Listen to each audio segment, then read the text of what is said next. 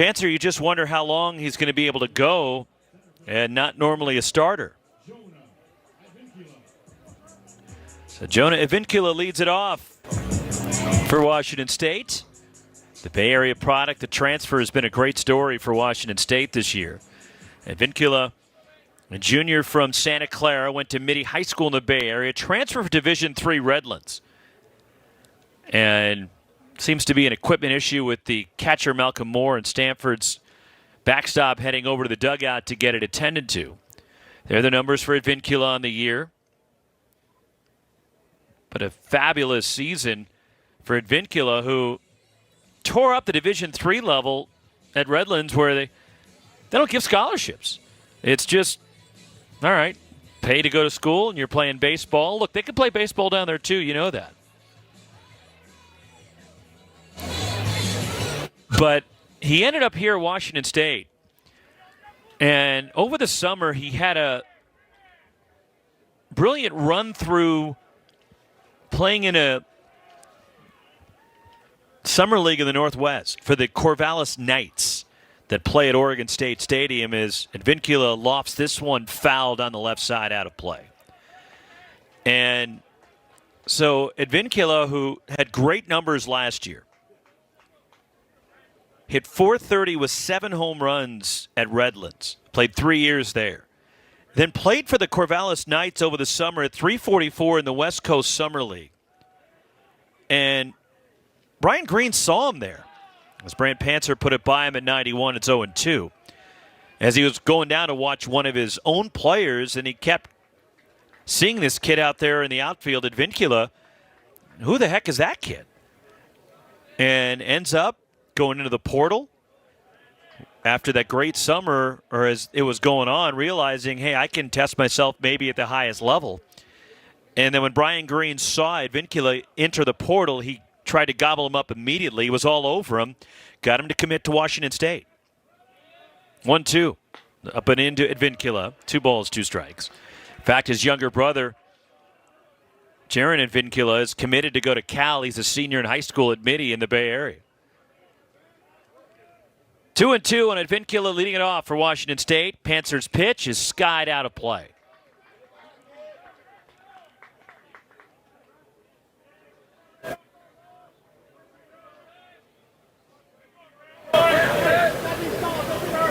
Do it again, 2 balls, 2 strikes.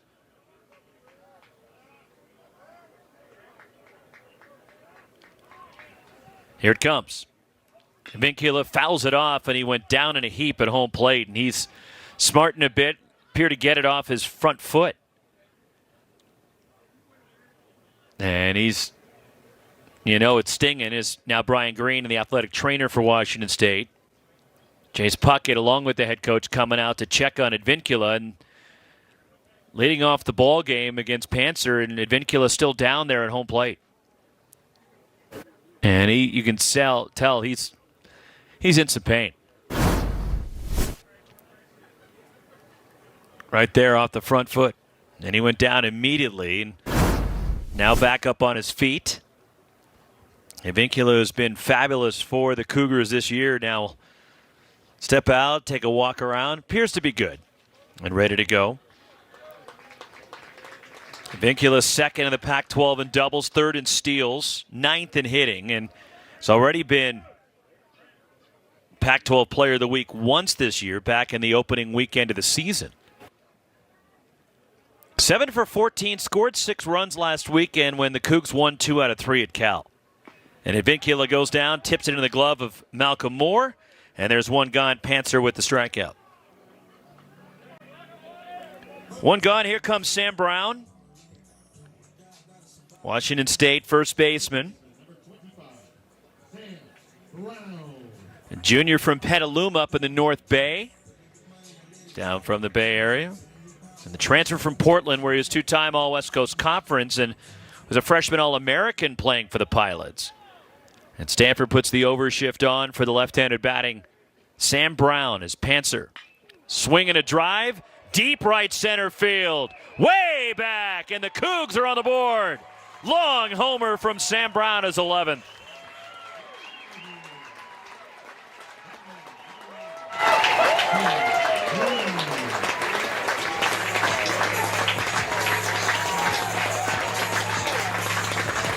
Deep drive from Brown. An absolute no-doubter toward the top of the trees out there in right center. And the Cougs get on the board here in the bottom of the first inning. And Panzer knew it immediately too, but Brown just a gorgeous swing.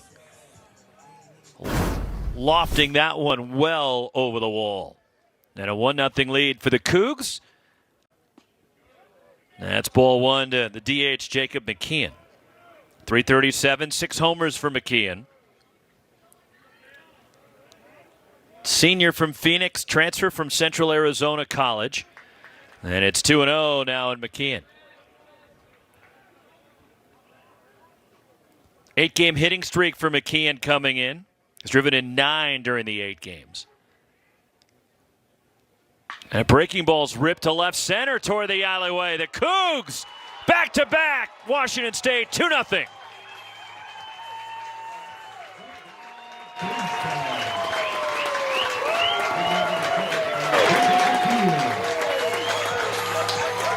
Brown and now McKeon. Number 7 for Jacob McKeon. 2-0 Wazoo.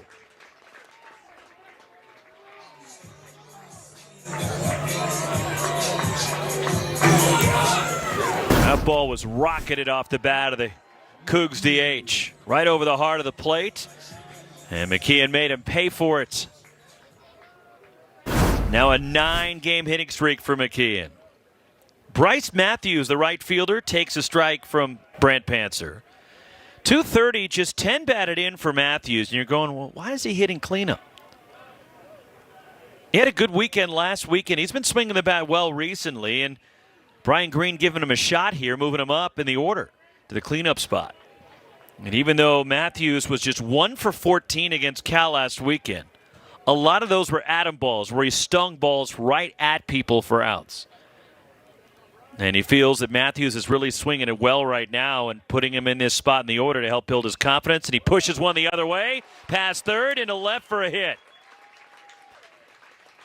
3 straight hits for the Cougars, back-to-back homers, and now Matthews goes the other way.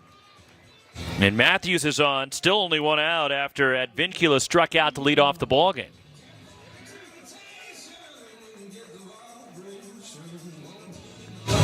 That'll bring up Elijah Hainline for the Cougs. 318, 10 homers for the Washington State second baseman. Sophomore from Spokane. Great start offensively for Washington State against Panzer again. Panzer making his first start of the year.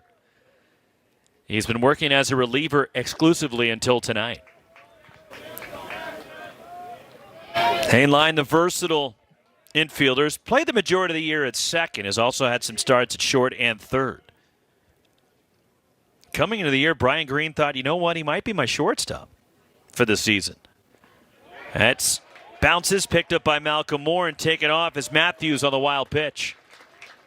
And he moves down to second base.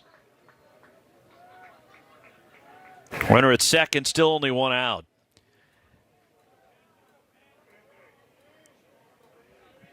But Hainline found a home at second base. Kyle Russell's done a fabulous job defensively at shortstop, and that's settled down the infield. And the Cougs, again, have one of the best defenses in the conference. Just inside from Panzer.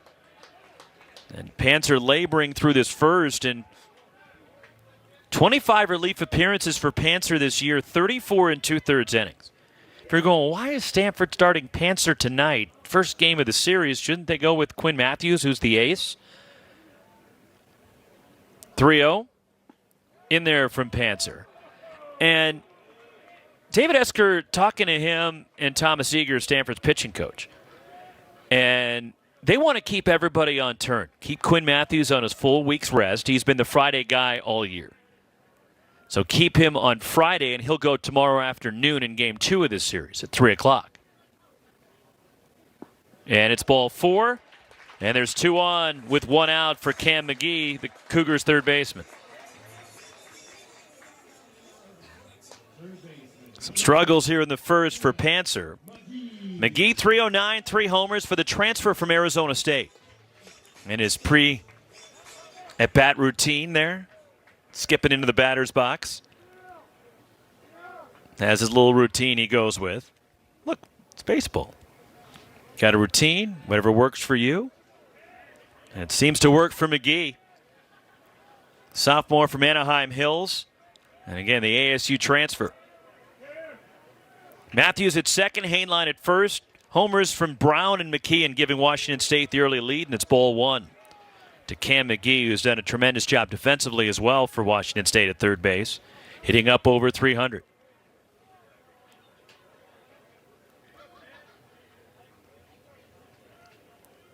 Stanford wanting to keep Quinn Matthews on his regular turn. So he'll, normally the Friday guy will go on Friday this week, even though it's game 2 of the series.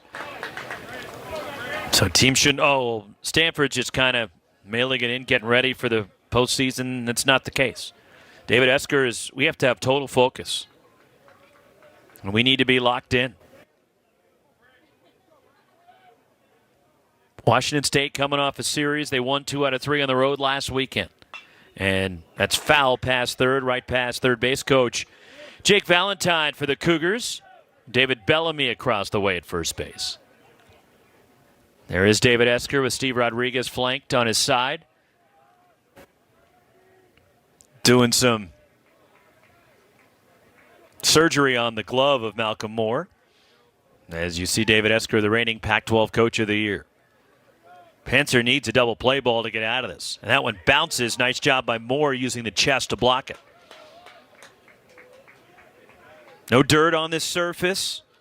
It's all the artificial playing surface here at Washington State. 2 balls, 2 strikes. It's Panzer laboring through this first inning for the Cardinal. The pitch. A high chop. Panzer fielding near the line. Underhands for the out. Matthews takes third, and Hainline scoots up to second base. 2 outs, leaves it up to the shortstop, Kyle Russell. 280 with a homer for Brian Green's 7th hitter in the lineup tonight.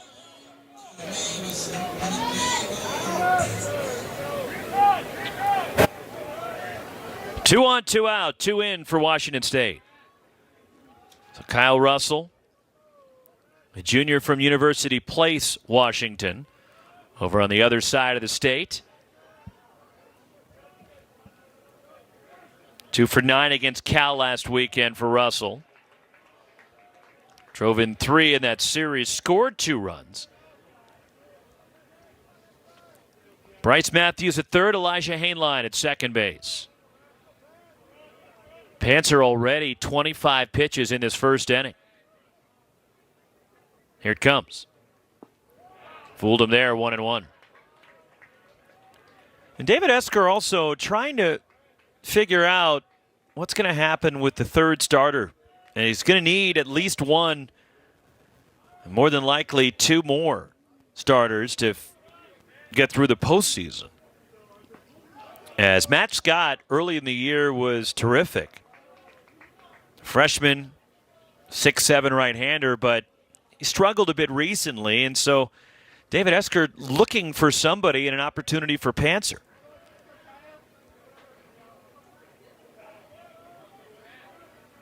Two one to Russell. There's a foul at home plate. 2 balls, 2 strikes now on the Cougars shortstop.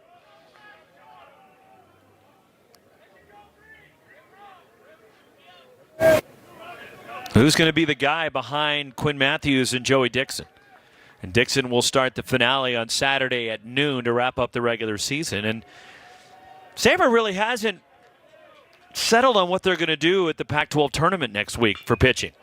The other way, going back, is Braden Montgomery. Has the play, makes the catch, side retired. Cougars get a pair, back-to-back homers from Sam Brown and Jacob McKeon. Through 1 at Bailey Brayton. 2-0, Washington State.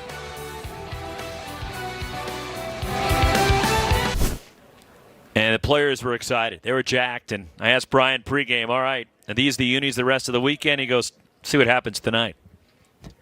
Superstition in baseball. That's the way it goes.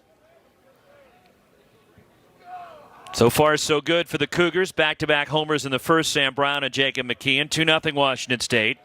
Dakota Hawkins facing Braden Montgomery. And the sophomore right fielder from Mississippi takes ball one. 330, 13 homers for Braden Montgomery. Switch hitter batting from the left side against the righty. And he takes ball two. 2-0 the count on Montgomery. He's hit safely in 6 straight. He's 10 for 25 during the 6-game winning streak. Driven in 9 runs during the 6 games. Drilled out towards center off the bat of Montgomery. Going back, looking up at Vincula. Leaps and he makes the catch. Up against the fence. What a play by Jonah Vincula in center field, robbing Braden Montgomery. Going up the ladder to make the catch, climbing that wall. Montgomery hit it well, but Vincula was able to snag it for Washington State. Terrific play by the Cougs center fielder. Sparkling defense out there. Here is Alberto Rios. 402 for Rios with 16 home runs. He's driven in 60.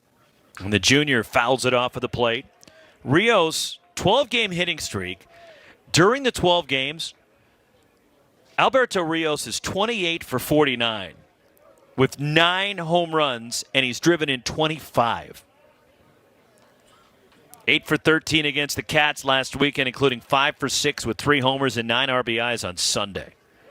Checked his swing. An appeal no, says Kelly Gonzalez down at first base.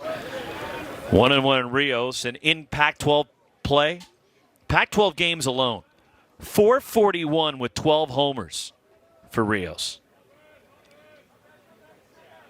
Earth ball drilled out toward right center into the alleyway. Cut off by Matthews, and it kicks off his glove, and Rios hits the bag, digging for 2.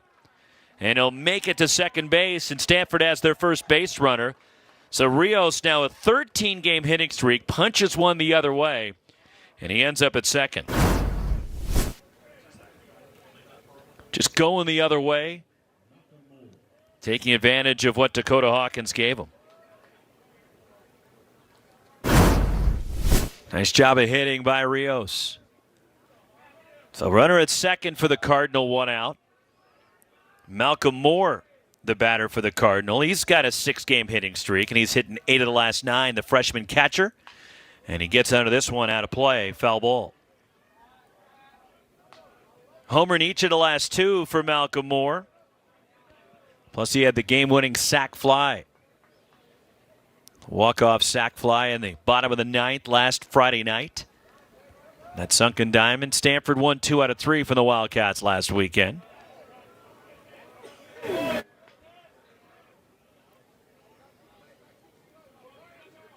Alberto Rios at second base, 1 out.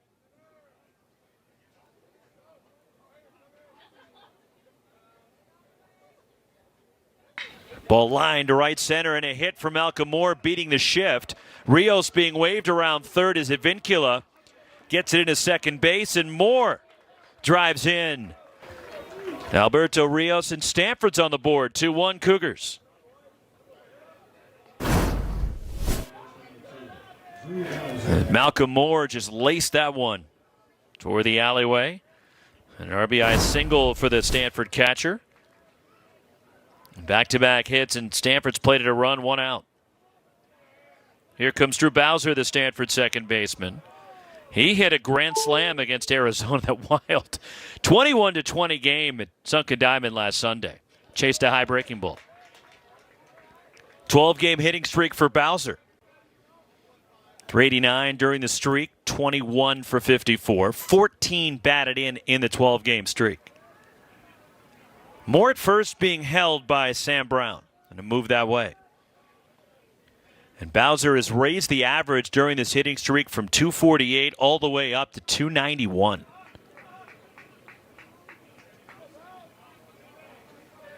One strike pitch. Fooled Bowser.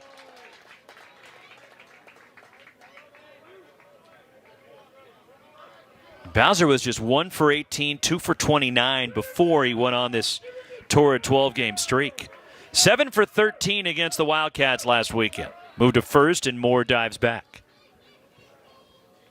But Stanford has won 7 out of 8, 10 out of 12, and they will be the number 1 seed. at the Pac-12 tournament, which starts Tuesday in Scottsdale.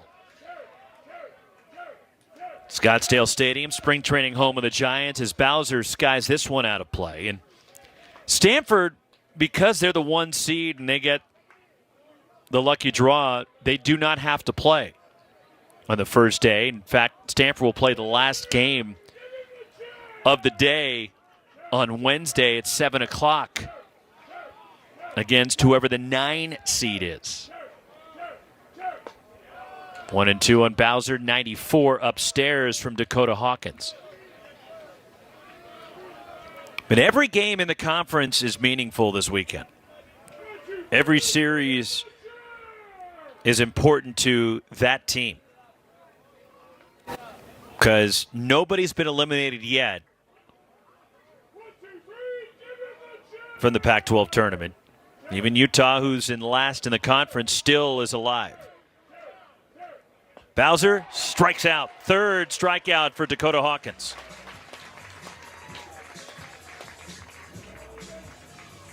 Two outs, Malcolm Moore at first. And the batter is Jake Sapie in the DH for the Cardinal. One more look at the fastball that Hawkins reared back and blew it by Bowser. Two outs, a runner at first.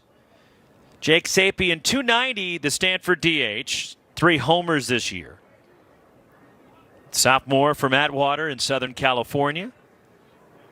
And Stanford's used a bunch of different guys in the DH role as the throw got away from the first baseman Brown, and taking second base is Moore as the catcher Will Cresswell trying to gun down Malcolm Moore, and that gave Stanford a free 90 feet.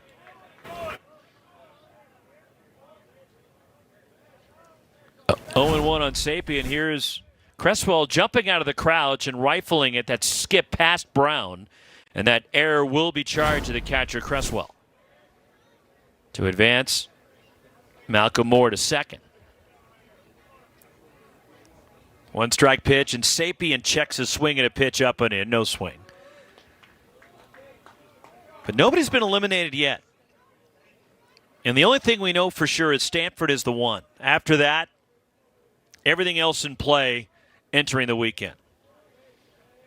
1-1 the count on Sapien.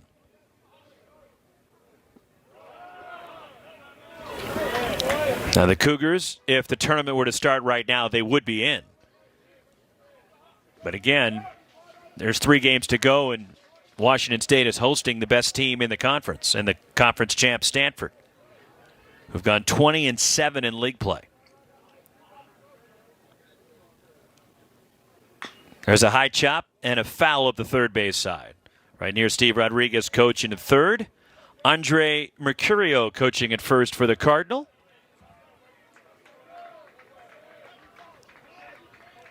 Two and 2 on Jake Sapien. Started the first 2 games in the Arizona series, and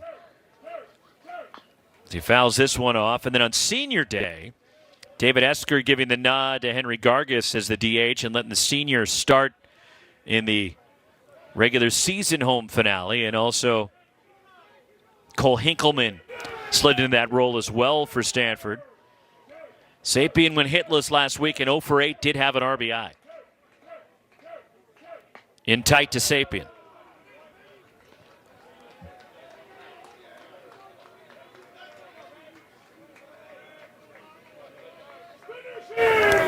Full count at Sapien. 2 outs. Malcolm Moore, the runner at second. Dakota Hawkins. And Sapien, did he go?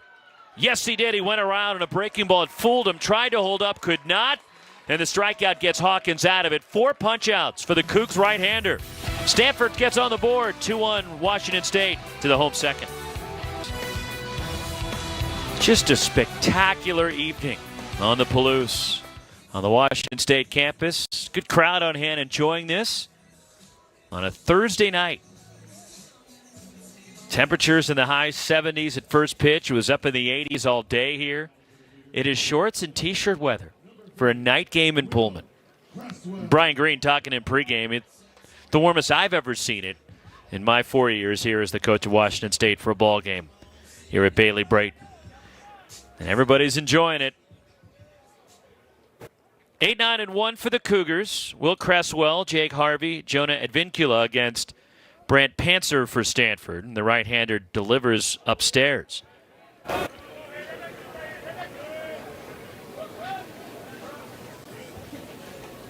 Will Cresswell, the sophomore from Auburn, Washington, hitting .208. 5 homers. He's got some pop. Known for his receiving skills, though, and he takes a strike from Panzer. 1 ball, 1 strike.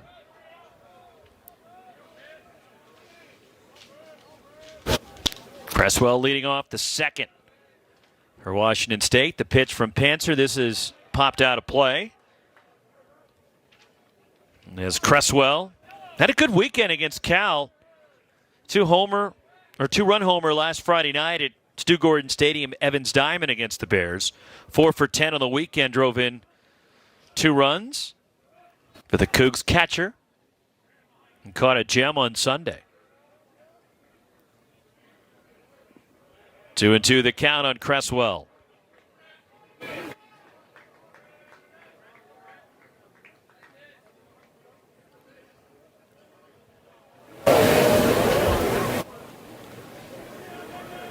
Two pitch.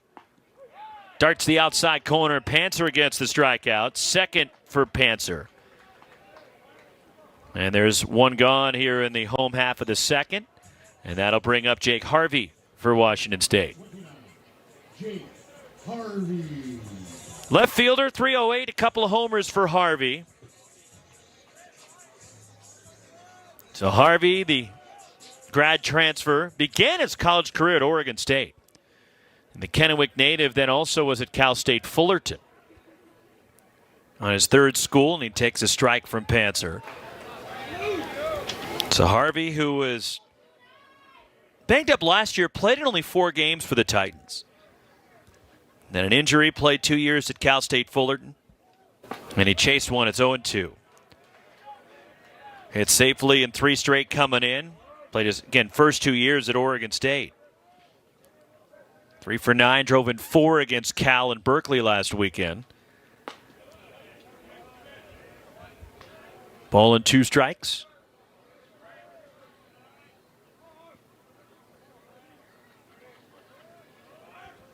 One and 2. Panzer, the pitch. Outside from the Stanford right-hander. 2 balls, 2 strikes. First start of the year for Panzer.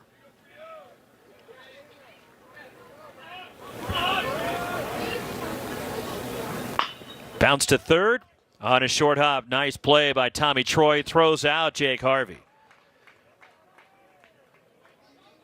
2 gone, and Panzer is retired 4 in a row. And that will take us back to the top of the Cougs order and Jonah Advincula. Strikeout for Advincula in the first, and what a tremendous catch he made to rob Braden Montgomery to lead off the top of the second.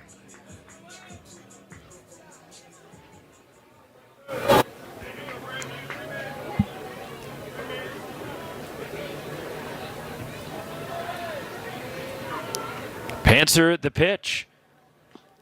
Tip into the glove of Malcolm Moore for a strike. So the first start of the year, again, for Brant Panzer. Trying to navigate a quick second inning after having to labor through the first. 6 foot, 195-pound right-hander. Panzer did make 3 starts as a freshman, but has primarily been a reliever in his Stanford career. In fact, 25 appearances in each of the last 3 years, last 2 seasons. He had 25 relief appearances so far this year, before tonight making the start, but had not started a game since he was a freshman. 5-2 as a freshman. Last year, worked out of the bullpen at a 3.18 ERA, a couple of saves. 5 saves this year. And he stumbled on that delivery, and it's full now in Advincula.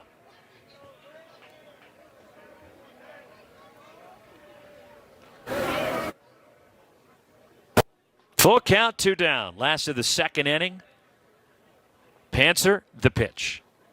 Pulled on the ground to first, knocked down by Graham, picked up by the second baseman Bowser, and not in time. Panther covering, and a ball that Carter Graham should have handled over there at first base. Advincula's on with 2 away, and that'll bring up Sam Brown, who hit a long home run.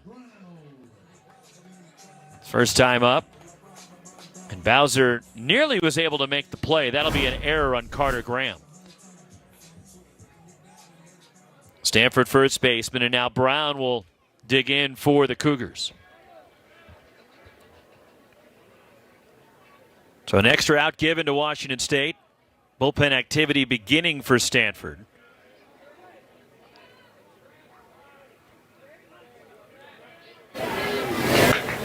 They had a left-hander playing soft toss, but it was sat down.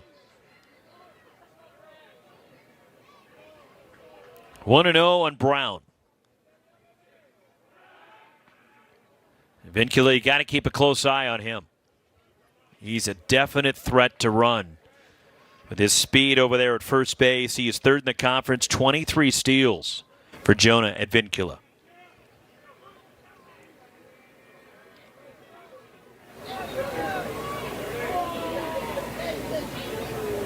One-0 pitch, Advincula bluffs going, and a pitch waved at by Brown, 1-1.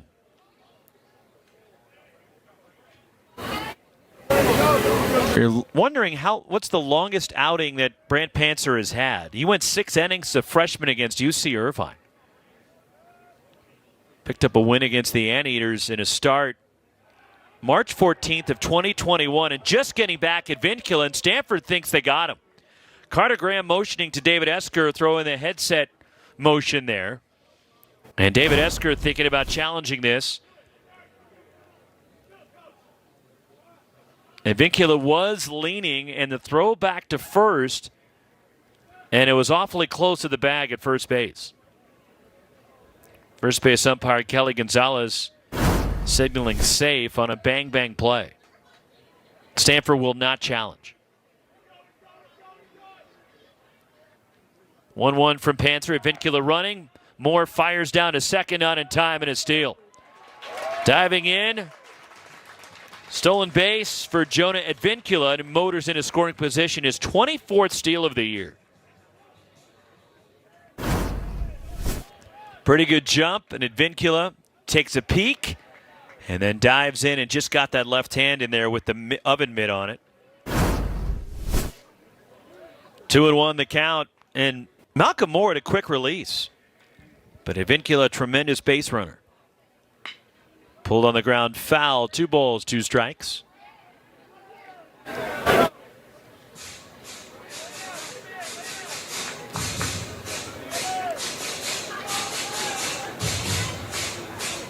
Two on Washington State, a couple of solo homers back-to-back in the first from Sam Brown, who's at the plate, and Jacob McKeon, who's on deck.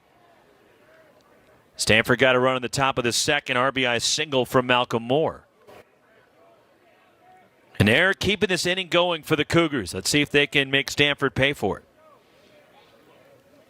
2-2. Nice job by Moore behind the dish.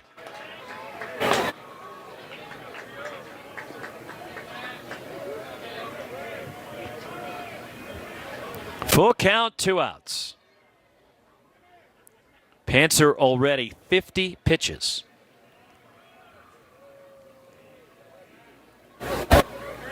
He's ready. And here it comes. And that's a tip at home plate. And just staying alive is Brown. So Panther in his first start touched up in the first and trying to put a 0 up on the board here in the second. And for Panther, this already is his season high in pitches. He threw 47 in a game against Utah March 27th, going 2 2/3. 3-2. And he catches the outside corner with a fastball, and he strikes him out looking. Third for Panther. A runner left at second base for the Cougars. 2-1, Washington State to the third. On to the third. Take a look over at Beasley Coliseum as the sun setting up in the Pacific Northwest. Beautiful night. Fans enjoying it down the beer garden, down the right field side. Here at Bailey Brayton Field. 9-1-2 for the Cardinal. Owen Cobb, Eddie Park, Tommy Troy for Stanford in the third against Dakota Hawkins. And there is a strike to Owen Cobb, the senior from Seattle. Terrific season for Cobb, 337, 6 homers. He's got a 6-game hitting streak going. Fooled Cobb there, it's 0-2.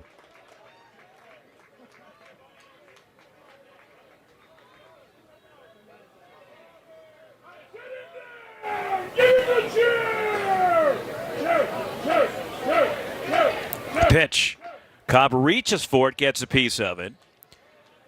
And we'll do it again on Owen Cobb leading it off. And top of the order to follow.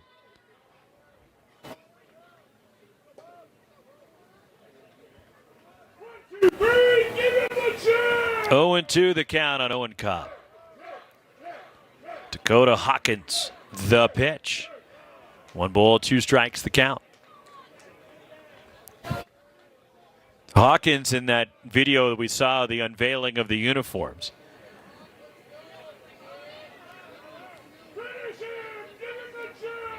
He was the guy in the cowboy hat that came in. As the starting pitcher gets strikeout number 5. Catches Cobb looking on the outside corner at the knees. 1 gone as Cobb paints the black, or rather Hawkins paints the black on Cobb. And there's 1 out. Back to the top of the order, and Eddie Park is not going to bat.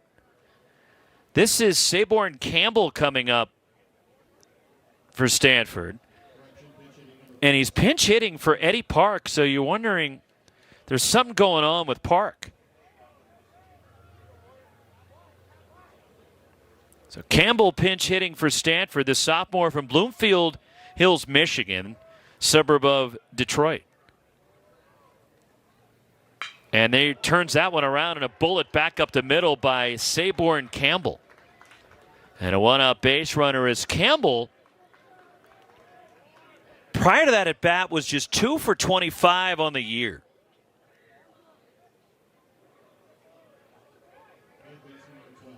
Didn't swing the bat like a guy that's 2 for 25. And he smashes that one back up the middle, and a 1-out base runner for Stanford. Campbell, who runs well, is aboard for Tommy Troy.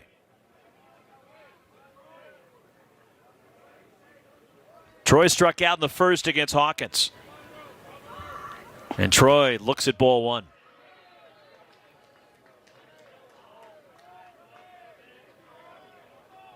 But the concern for Stanford, you're wondering what's up with Eddie Park.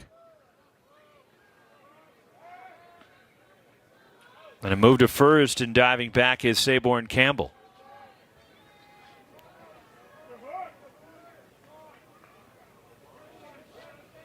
One and 0 the count on Tommy Troy.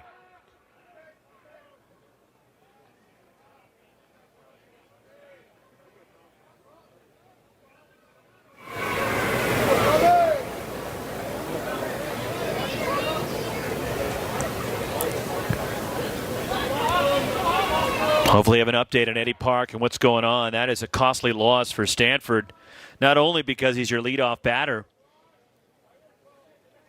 and a real threat at the top of the order for Stanford, but he is a really good defensive center fielder. 1-0 pitch. Troy out in front, 1 ball, 1 strike. And he has been a little bit under the weather, according to one of the Stanford people, and I think that hopefully is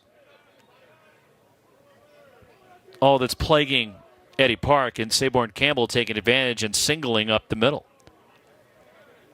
Hawkins the 1-1. There's a high chop foul off the bat of Troy, and ball and 2 strikes the count on Tommy Troy. But mention the importance of these games this weekend. And every game being played in this conference is meaningful to that particular team. And this game is no exception. And Stanford still, the Cardinal, yes, they've won the Pac-12 title. And yes, Stanford is the number one seed at the Pac-12 tournament, but that doesn't really mean much to David Esker in terms of the way the team is playing. He wants to keep them rolling, wants to have them focused on the task at hand, and that's to win tonight. Because Stanford, even though they've won 7 out of 8 and 10 out of 12, and they know their situation, the only team that knows their spot in Scottsdale next week. But they're still playing for a lot here tonight and this weekend. As the Cardinal trying to get a top 8 national seed as far as the NCAA tournament when that's announced on Memorial Day. Full count on Troy. Campbell, the runner at first after pinch hitting and singling for Eddie Park. And Tommy Troy takes ball 4, and Stanford's got 2 on. First walk issued by Dakota Hawkins. Campbell at second. Troy is aboard for Carter Graham, who struck out in the first. But if you're unfamiliar with the format for the tournament, the NCAA tournament, that there will be 16 national seeds, or 16 seeds that will host regionals, a mound visit for Anthony Claggett, the pitching coach for Washington State. To talk to Hawkins is digging himself a little bit of a hole here in the third. But there'll be 16 regional sites with 4 teams going to each region. And a double elimination format for that region. And the winner advances to the second weekend of the tournament and to the super regionals. And if you're a top 8 national seed, like Stanford has the ability to be, and that's what Stanford really is playing for here this weekend, then when they get to Scottsdale next weekend. But if you win your regional, then if you're a top 8 national seed, you would host that super regional. And the super regional format has the best 2 out of 3. And the winner of that super regional advances to the College World Series in Omaha. And I fully expect Stanford, who's been to Omaha each of the last 2 years, to host a regional again. I'd be shocked, absolutely floored if they don't. And it seems like a virtual impossibility for them not to host a regional and be one of the top 16 teams in the country. As Graham launches one to left, back at the wall, and a catch up against the fence. Jake Harvey playing deep, tagging Campbell, gets to third on the deep fly out to left off the bat of Carter Graham, who hit a rocket to left, but playing deep. And on the track and up against the fence, Jake Harvey made the catch out there at left, and Stanford's got runners to the corners, 2 outs for Braden Montgomery. And Montgomery was robbed by Jonah Advincula in the second, and a ball hit to left center. Leaping catch at the fence by Advincula in the second inning. The ball will fly here, especially not just because it's warm, but we're a little bit elevated here in Pullman. Runners at the corners, 2 outs. Braden Montgomery. Dakota Hawkins. The pitch. Just a bit low.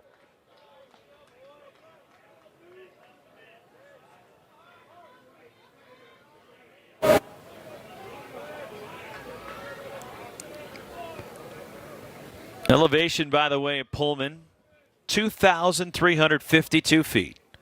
As that one topped to the plate, Hawkins comes off the mound to field and fires to first. And he gets Montgomery in the Cardinal strand, 2. Heart of the order coming up for the Cougs as we're on to the last of the third at Bailey Brayton Field. 2-1, Washington State. The Conference of Champions. Here's a look at the format for the revamped format for the second annual Pac-12 tournament. And the field expanding from 8 to 9 teams, so the top 9 get in. That means 2 will be left out, as Colorado does not field a team. And there'll be 3 pools, and you win your pool, you automatically go in. And then there's a wild card entry as the 4th team. And here's the different pools. And Stanford is the 1 seed, so they'll be in Pool A. And they will not play until Wednesday night. And 2, 5, and 8 are in Pool B, and 3, 4, and 7 are in Pool C. One change defensively for Stanford here after Saborn Campbell hit for Eddie Park in the top of the inning. He stays into play center field. Heart of the order for the Cougars. Jacob McKeon leads it off in the 3rd, and he takes a strike buried on the inner half from Brant Panzer.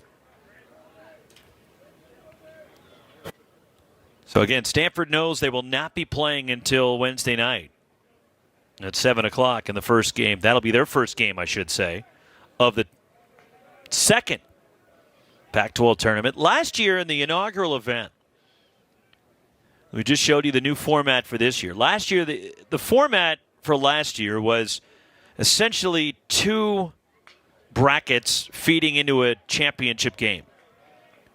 And it was double elimination. It's Butch the Coug on hand, and even Butch the Coug has the new anthracite jersey.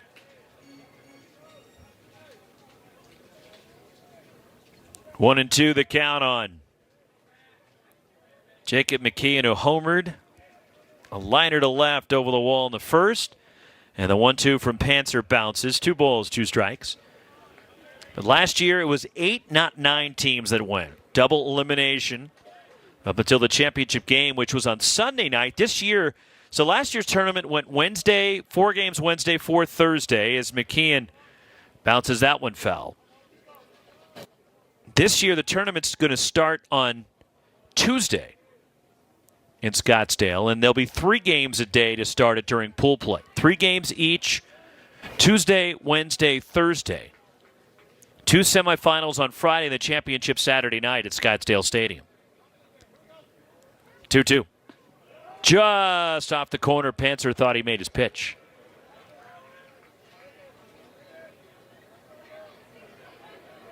Full count on Jacob McKeon leading off the 3rd. Hit his 7th home run of the year in the 1st. And he drills that one out toward left center field. And McKeon has hit 2 tonight for Washington State. Solo homer to lead off the 3rd. It's 3-1 Cougars.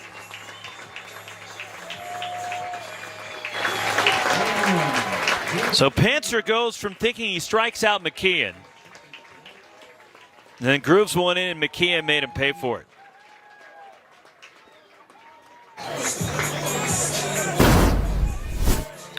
So Panzer delivering a fastball dead red, and McKeon did not miss it.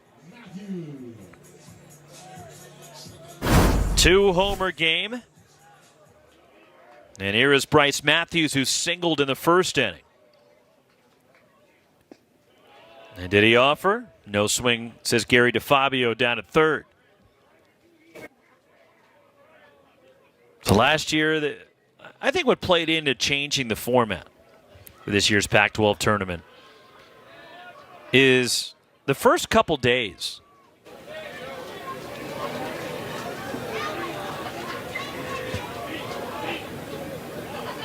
The last game of the day, both Wednesday and Thursday, did not start. First pitch was not until 10:15 at night as Matthews crushes one to right.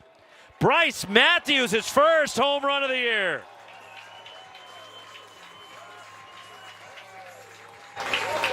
Second time tonight, the Cougs have gone back-to-back 4-1 Washington State.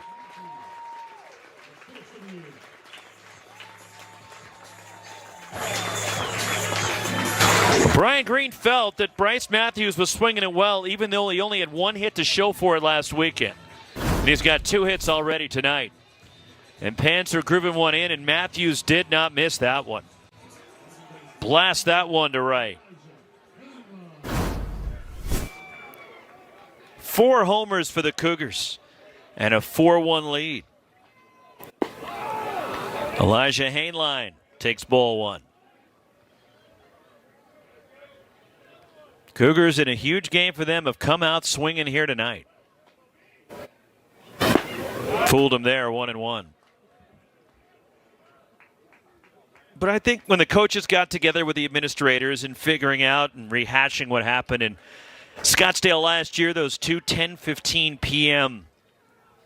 first pitches of the finale of days 1 and 2 on a backhand, Drew Bowser rifles to first, pulling Carter Graham off the bag. Infield hit for Elijah Hainline.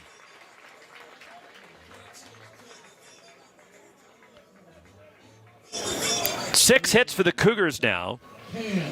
And Cam McGee, the batter, grounded out in the first. Activity for Stanford. Matt Scott is up in the bullpen for the Cardinal. When the administrators and the coaches got together, I'm sure they were not ecstatic about those 10-15 first pitches on Wednesday and Thursday of those games last year.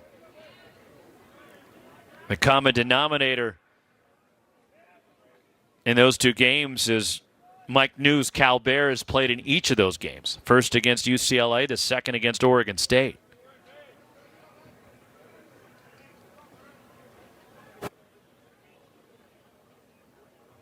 Moved to first by Panther.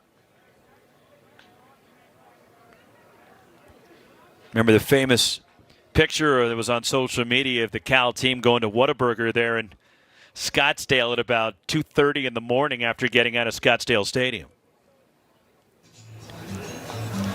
Mount Visit gives us an opportunity, and then we mentioned the Cam McGee pre-at-bat ritual. And his teammates had some fun with him earlier this year when they were trying to mimic it.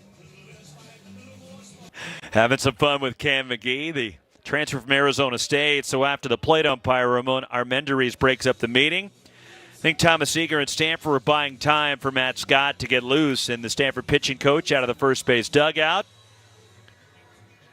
Nobody out here in the bottom of the third. Panther gave up back-to-back homers in the first and back-to-back homers here in the third. And there is Matt Scott, and the call to the bullpen for Stanford, a pitching change to summon the freshman righty. And a 6'7" freshman Scott, who's been back and forth between the bullpen and the rotation, now back in the bullpen, takes over after Brant Panther exits for the Cardinal.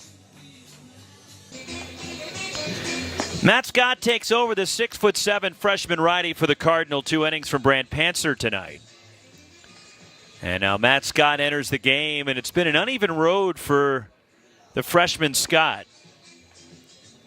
And he works in relief here. Matt Scott got off to a sensational start for Stanford this year. In fact, he was unscored upon in each of his first 4 outings. And his ERA at the end of March was 1.5. But he's been roughed up since. In fact, he's given up runs in 4 of his last 5 appearances. And Scott pitched 2 innings against Arizona, giving up 2 runs on 3 hits on Sunday. Also worked a scoreless inning Saturday against the Wildcats in the 9-2 Cardinal win. But Scott looked dominant early. And then it's kind of, I don't want to say hit a freshman wall, but he's really struggled to regain the form he had early in the year. He had brilliant performance against Utah. Was Pac-12 Pitcher of the Week. 8 shutout innings of 3-hit baseball with 6 strikeouts in his best outing of the year against the Utes. But after that, he was hit around pretty good.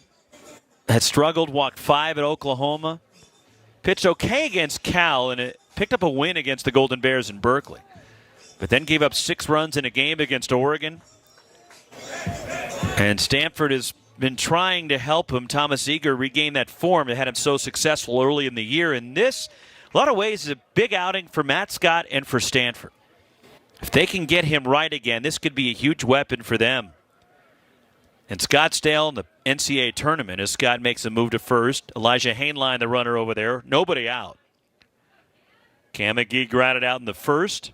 4-1 Washington State. Back-to-back McKeon and Matthews to start the home third.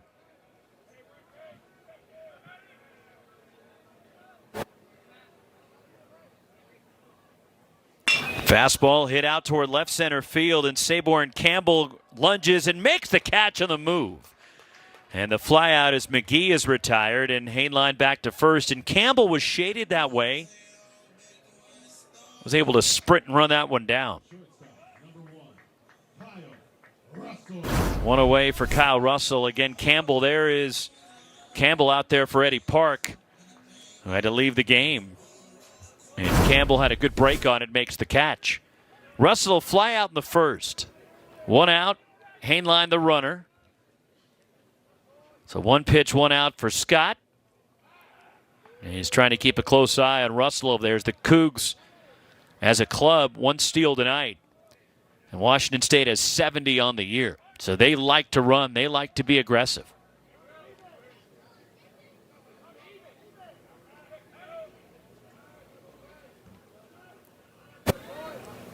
Runner goes. And the throw, a good one from Malcolm Moore for the out. They gun him down. Is caught stealing is Elijah Hainline.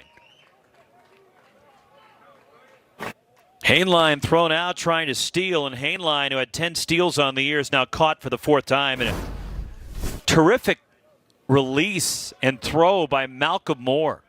And Bowser applying the tag, and there's two away now.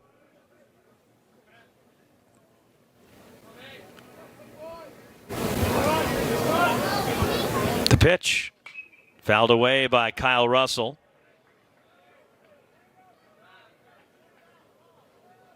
So Brant Panzer's final line, 2+ innings, 4 runs on 6 hits, allowed 4 home runs.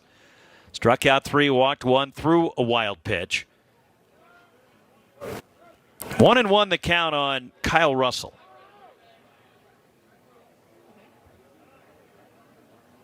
And the pitch. Laid on it, 1-2.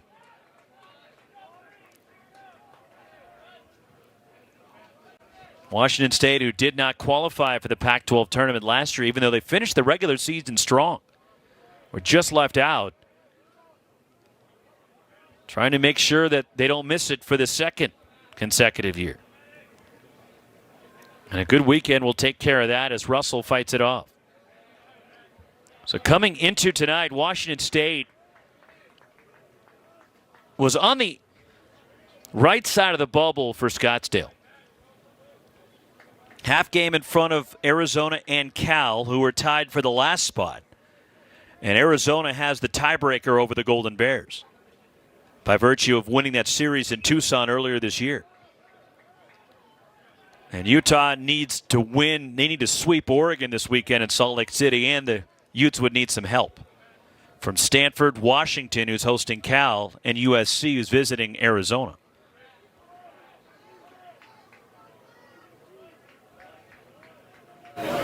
One and two on Kyle Russell. Matt Scott lifted, slicing toward the right field line, pushing toward foul ground, and Montgomery over on that side warning track and over near the bullpen and that fence down there went after it, but in unfamiliar surroundings had to hold up a little bit to make sure he was okay, trying to reach for it. And that's the other thing that's, when you're playing in a ballpark like this where it's all the artificial surface, but it's all the same surface, so you're not exactly quite sure when you hit the warning track, even though it does change color, but you're not necessarily looking down, you're trying to follow the path of the baseball. Do it again, the 1-2. Turned around, back up the middle, and Kyle Russell with a single to center and a 2-out base runner for Washington State. Right back up the middle. Hit number 7 for the Cougars. And that will get Will Cresswell to the plate, who struck out in the second. Cresswell.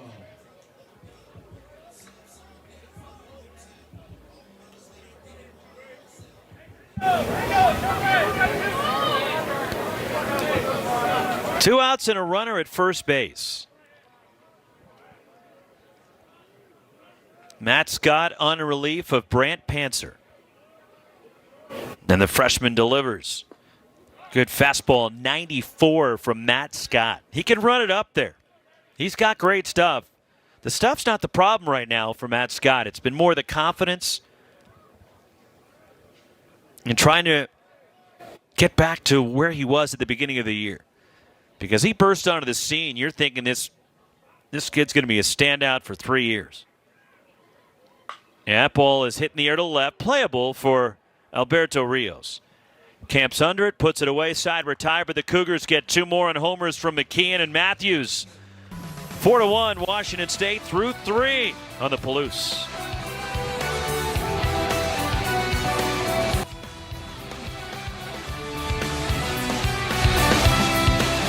Beautiful night in Pullman. Fans taking it in. T-shirt weather, shorts weather.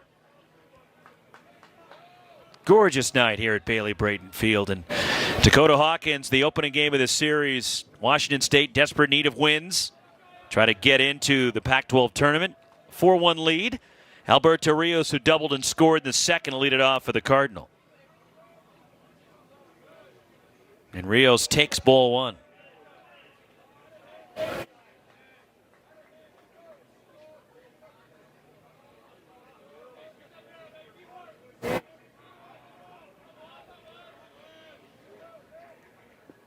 Two 2-0 on Rios. Hawkins approaching it carefully against the hottest hitter maybe on the planet.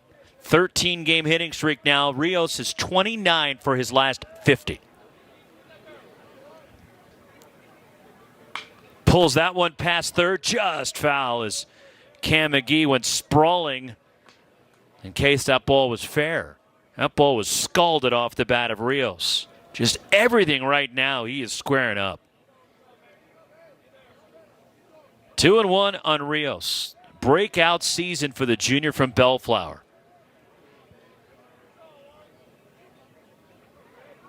Hawkins the pitch. Pop foul back out of play by Rios. And coming into the year, we've talked about this before with Rios, and David Esker really wasn't sure of the role that Rios was going to have on this team. He knew there was going to be a role. He was going to get some at-bats. He was going to play, but didn't know if it'd be every day. Didn't know if he'd be in the lineup continually as he pushes that one and shoots it foul past first base. But Rios swung his way into the lineup, and you're not taking him out of there now. Not a chance. What a season Rios has been having. Doubled and scored already in this game.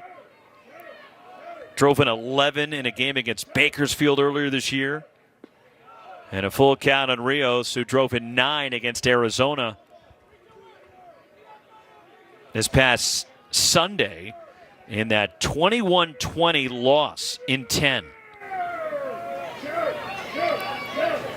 3-2. Rios takes ball 4 in a leadoff walk. Hawkins started twirling around the mound thinking it was strike 3, but leadoff base runner for the Cardinals. Second walk issued by Dakota Hawkins. And here comes Malcolm Moore, an RBI single in the second, driving in Stanford's lone run to this point. But Stanford, twice last week, Stanford scored 20 runs in a game. Last Tuesday night, they won at Santa Clara 20-17. And then scored 20 and lost on Sunday to Arizona. It was a huge win for the Wildcats. A soft liner that parachutes into shallow center. And Malcolm Moore is 2 for 2. Rio stops at second. The Cardinal have something going here in the fourth.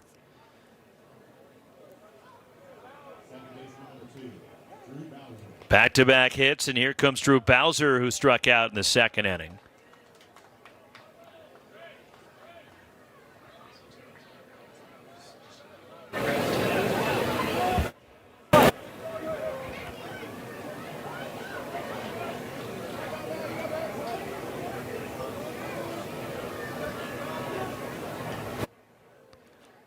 And now a visit by the Cougar infield as Bowser will take some practice swings, and the Cougs talking things over as Hawkins now at 60 pitches.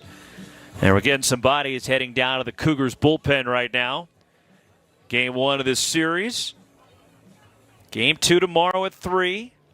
And then wrap it up on Saturday at noon. And then the regular season is done. Then we head to the Pac-12 tournament in Scottsdale. Rios at second, Moore at first base, and Bowser the hitter for the Cardinal.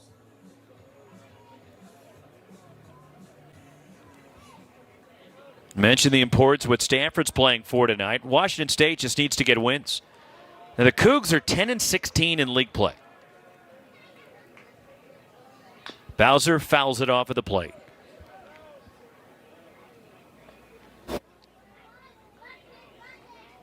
As Washington State, if it were to start right now, Cougars would be the 8 seed. But there's still 3 games to go. Bouncer near third, fair, stepping on third base. McGee throws to second. They force more. The 5-4 double play and a bouncer right near the bag at third base. Nicely done by Cam McGee at third to start that double play and make sure he gets the out at third base. So a double play. And again, one more look at it for McGee, who's been tremendous defensively for Washington State. And the low throw dug out at second base by Hainline. 2 outs, Bowser at first, Jake Sapien the batter. He struck out in the second inning. Sapien chops that one, skips up into the crowd. 0-1 on Sapien. So the Cougars would be the 8th seed as of right now. Stanford would be the 1. Washington would be the 2 as of right now.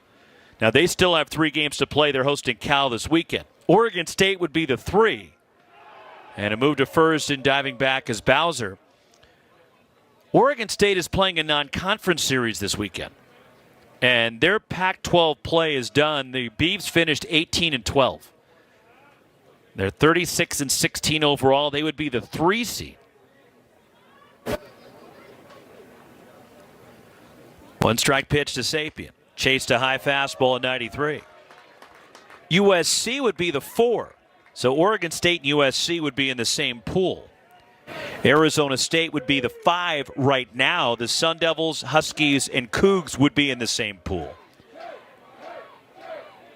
Oregon would be the 6. It'd be Stanford, Oregon, and Arizona in the other pool.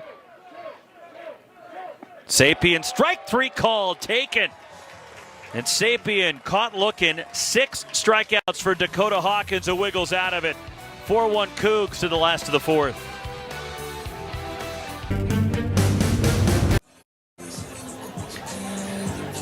This gorgeous Thursday night in Pullman, Bailey Brayton Field at Washington State. 4-1, the Cougars leading number 5 Stanford, opening game of this series.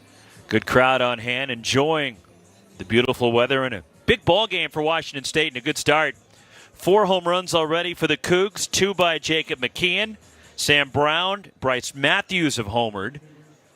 9-1-2 for the Cougs against Matt Scott here in the 4th.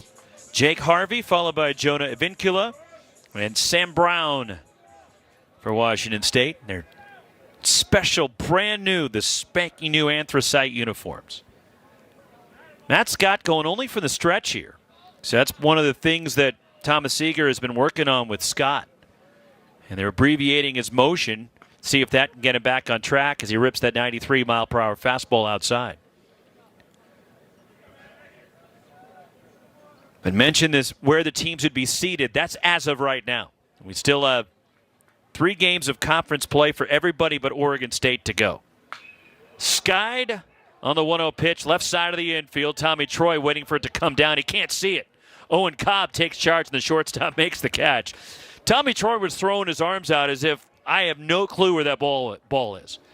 And such a helpless feeling, and luckily for Stanford, Owen Cobb knew where it was. And the shortstop makes the grab.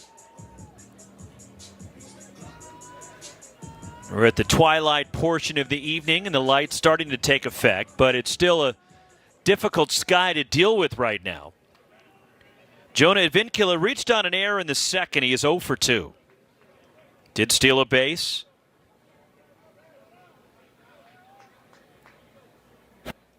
And the pitch from Scott. Strike 1, 91 from Matt Scott. He can get up there in the mid-90s. He's got some giddy up. He's got some high velo.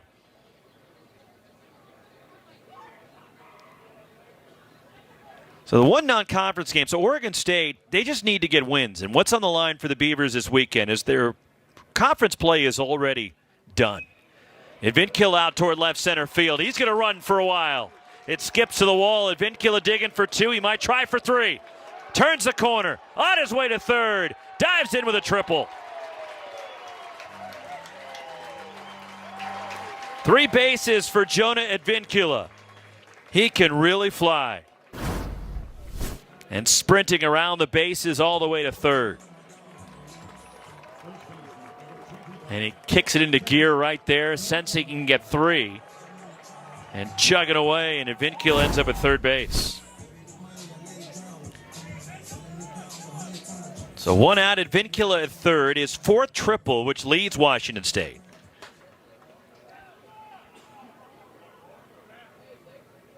Sam Brown struck out in the second, 1 for 2, homered in the first, a long one to right center.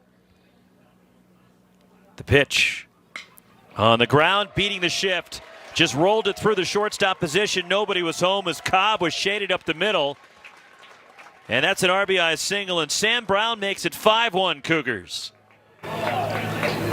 Just going with the pitch and rolling it through the infield. Took advantage of where the Cardinal were not. So here comes Jacob McKeon. Couple of homers already for McKeon tonight. A 2-homer game. 5-1 Cougars. 1 out, last to the 4th inning. Matt Scott. There's a high chop that goes back up the middle on through into center. Staying at second is Brown. And that ball bounced right back up the middle and through, and Jacob McKeon is 3 for 3 tonight. Stanford can't figure out McKeon right now. Matthews has singled and homered, hitting his first of the year, a blast to right in the third. The last 2 hits, you feel for Matt Scott. They weren't bad pitches, and it wasn't solid contact, but Washington State just took advantage of where Stanford was defensively. Here is Matthews, the cleanup batter. And the story's been told about Matthews and his relationship, his cousin Damon Stoudemire, the former Arizona great, now the head basketball coach at Georgia Tech. And I was texting with Damon before the game. And Damon very close with Bryce's dad. And Damon was telling me, Bryce may be the best athlete in the family. And that's saying a lot, considering how great of a player Damon was, not just at Arizona, but in the NBA. He was a Rookie of the Year. Bryce Matthews, who is from Parker, Colorado, began his college career at Arkansas.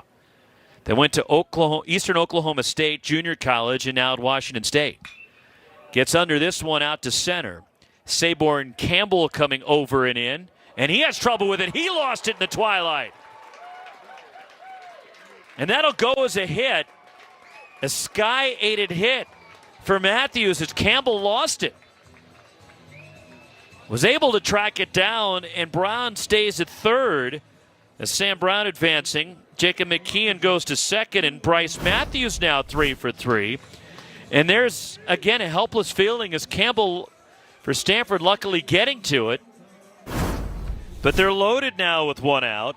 And Elijah Hainline is 1 for 1 with a walk. Boy, you feel for Matt Scott. He made his pitch again that should have been an out.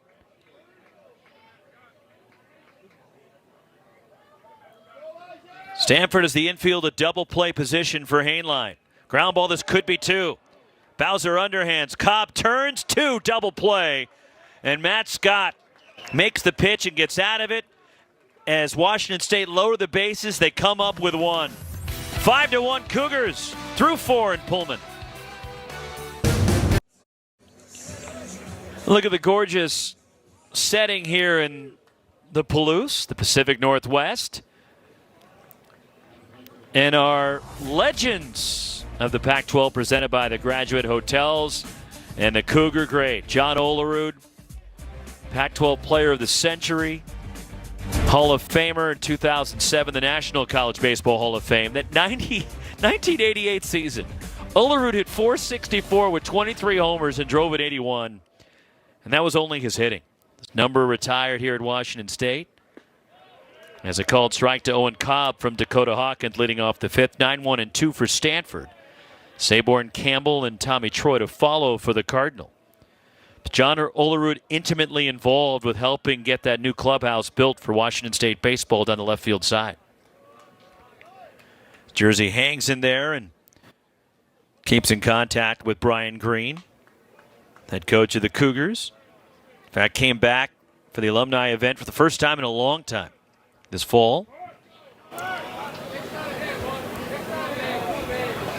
Was also 15-0 on the mound. What an unreal player he was here at Washington State. 1-2 and Owen Cobb, who struck out in the third. Hawkins has struck out 6 tonight. He's given up a run on 4 hits. Stanford's lone run coming in the second.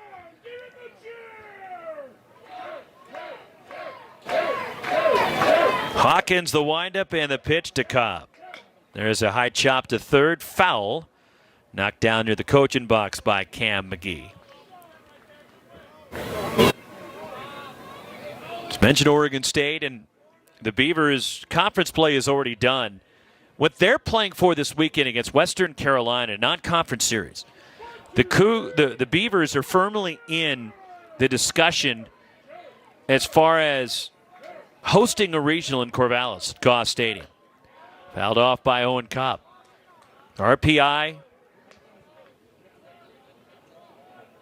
hovering around 30. But they're ranked 10 in the last D1 college baseball poll.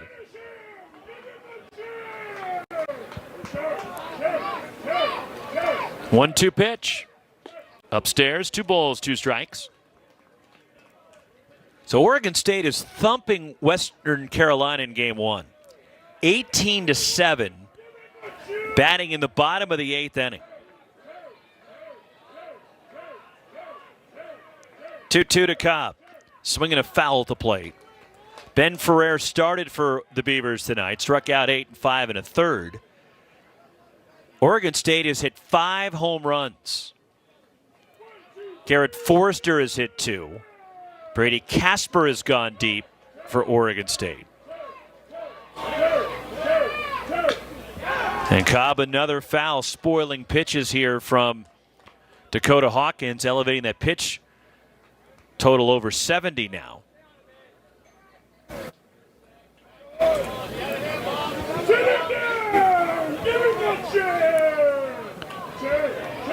Two and two. Cobb fighting off a number of pitches. Hawkins, here it comes. And that's ball 3. Also, Gavin Turley has homered twice tonight for Oregon State. 18-7, the Beavers leading Western Carolina, game 1 of that series. Full count on Cobb leading off the 5th. Here it comes. And got him. The changeup struck him out. 7 for Dakota Hawkins. And you heard the fans yelling for the chair. That means they're urging for the strikeout. And there's one away here in the 5th. And the changeup from Hawkins is a beauty. 1 out. Saborn Campbell singled in the 3rd, pinch hitting for Eddie Park. 19-7, now the Beavers have added another against the Western Carolina bullpen.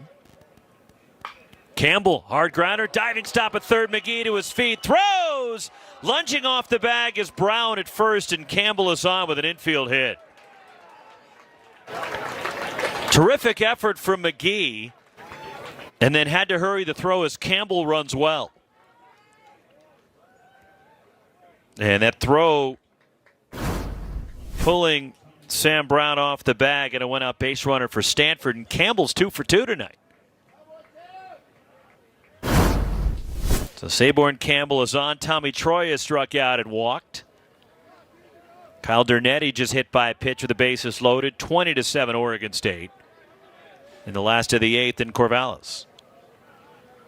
Other games going on. Utah's still alive to get in the Pac-12 tournament. They need probably to sweep Oregon and need some help. And the Utes are beating up on the Ducks in game one. Utah's up 11-5 in Salt Lake City, last of the 8th inning.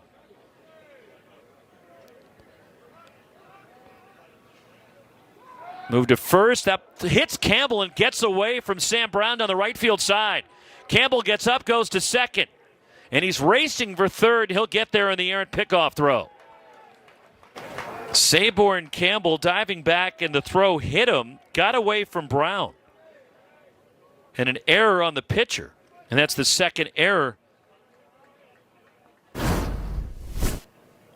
for Washington State tonight. Campbell goes from first to third now with one out. It's 1-0 on Troy. The Ducks, who've lost 4 in a row. And they trail that one 11-5, bottom of the 8th in Salt Lake City at Smith's Ballpark. Game one of that series. Troy fouls it away. A 6-run 7th for Utah, breaking that 5-5 tie. Down in Tempe, huge for both UCLA and Arizona State. 3-3 going to the bottom of the 5th at Phoenix Municipal Stadium.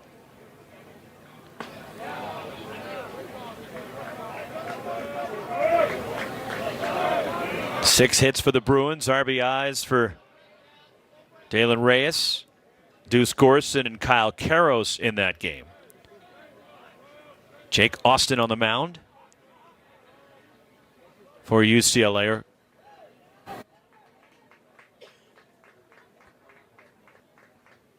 2-2 on Troy.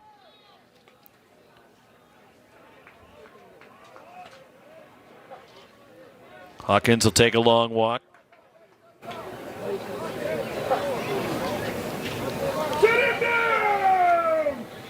Austin Kelly on the mound, I should say, for UCLA in that ball game. At Phoenix Muni and Arizona State, Luke Keeschel is homered for the Sun Devils in that one. 2-2 on Troy. Campbell the runner at third, and Troy takes it low in a full count. 2-run shot for Keeschel. So it's 3-3, bottom 5 in Tempe. Technically in Phoenix.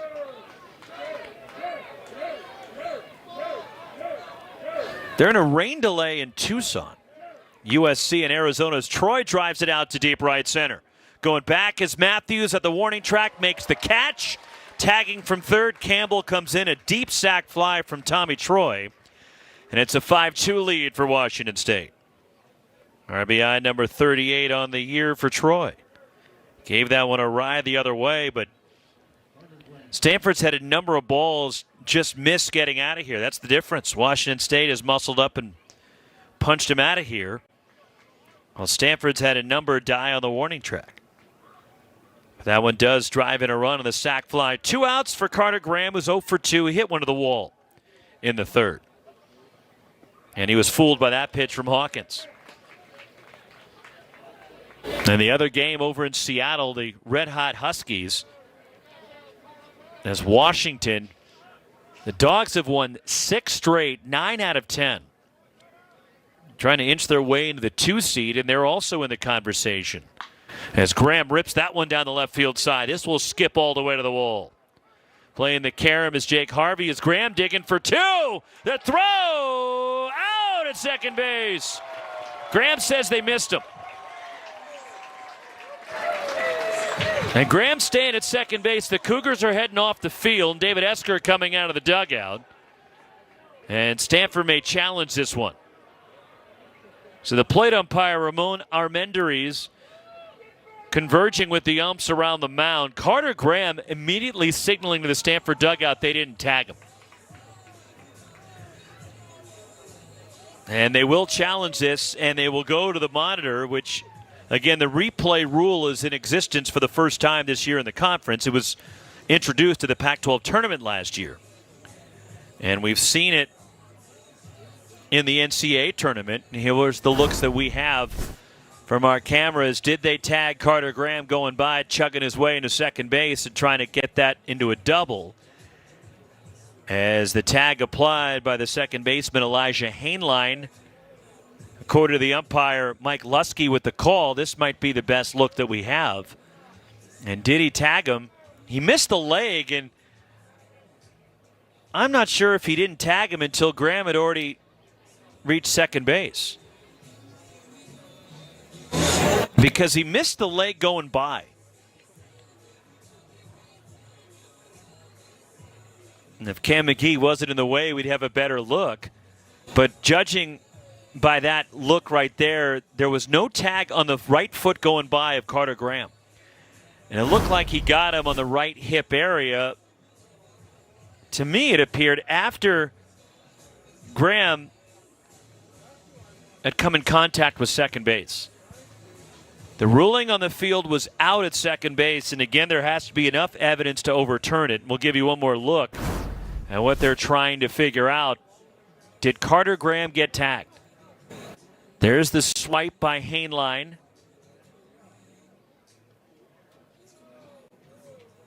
And it appeared to miss him as Graham angling toward the inside of the bag. And I think he's safe. But again, I can't say that definitively, and there has to be 100% clear-cut proof that they didn't get him. And for me, this is one of those call stands because I just don't think that there is video evidence to overturn the call, even though I do believe Carter Graham was safe. And they do have some other looks available for the umpires that we don't have access to, with some of the other cameras stationed around Bailey Brayton Field that are specifically for the replay crew. And there's some of them right there. It will be a hit regardless for Graham. It's just a question of, is it the end of the inning or is he at second base with a double? So our plate umpire, Ramon Armendariz, and the first base umpire, Kelly Gonzalez, right there, taking off the headsets, and it appears we have a ruling. And wait for the signal here.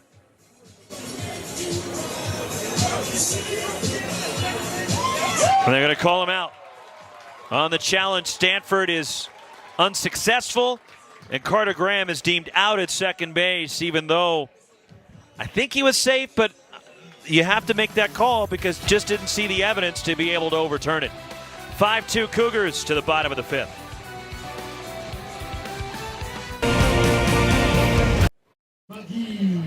Cam McGee, Kyle Russell, Will Cresswell, 6, 7, and 8 for Washington State in the home half of the fifth inning.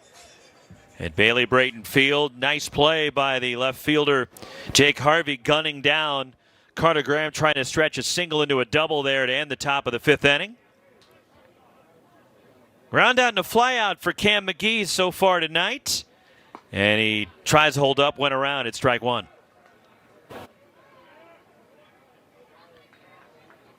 Oh, 0-1 on Cam McGee. Transfer from Arizona State. So Washington leading Cal 7-1. The other game 11-1 now. Will Simpson just hitting a grand slam for the Huskies. Bottom of the fifth. So Cal came in tonight tied with Arizona, half game behind Washington State. Cougars in 8th. Arizona right now would be the 9. Cal would be the 10 heading into action tonight. Going out on a limb, doesn't appear that Cal's going to win that game over at Husky Ballpark. And waiting for the game to pick up at High Corbett because of weather in Tucson. Oregon State handled business tonight. 20-7, they take the opening game from Western Carolina. The non-conference series as McGee pops it up. Foul. Tommy Troy behind third. Has a play. Makes the catch.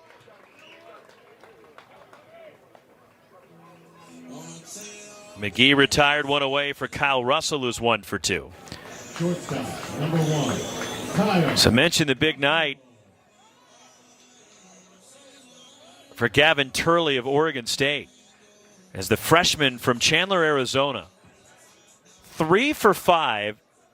2 homers. He drove in 7 tonight. Garrett Forrester's hit a pair of 2-run homers for Oregon State. Ben Ferrer gets the win. Jonathan Todd took the loss for Western Carolina. And a called strike to Kyle Russell. Brady Casper also homered for Oregon State.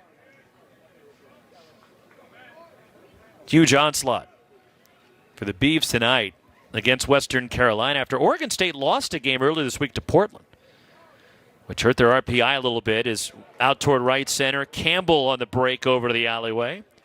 And Kyle Russell's retired. Matt Scott, 2 quick outs in the home fifth for Will Cresswell, who's 0 for 2 tonight. For Oregon State, playing Western Carolina is not going to really help them. It could hurt them in terms of if they lose and the RPI could fall. As Western Carolina not exactly a powerhouse. Oregon State just needs to win ball games. Can't worry about what you can't control. And the Beavs now with that win are 37-16. Strike one on Will Cresswell. The RPI right around 30. In fact, they were 31 in the RPI and Washington at 32.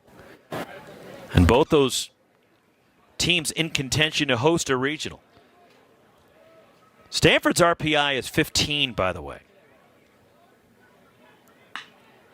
Bounce to short. Staying with it, Owen Cobb throws out Will Cresswell in a 1-2-3 bottom of the fifth for Matt Scott. Through 5. Cougars 5, Cardinal 2. Middle third of the order coming up in the 6th for Stanford.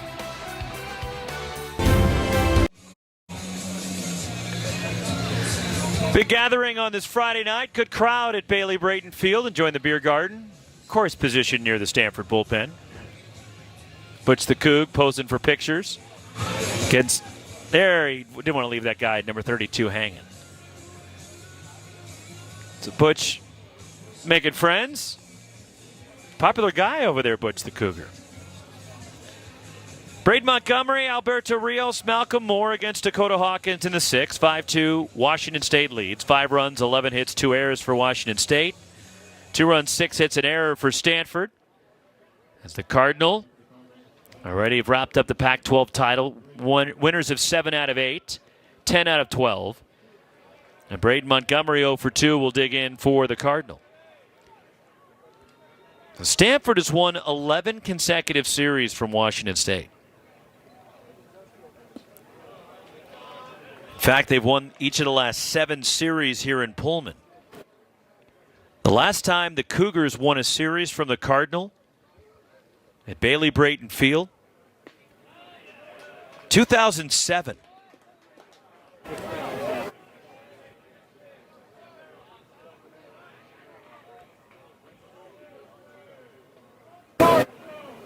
Stanford's won 11 straight series from Washington State.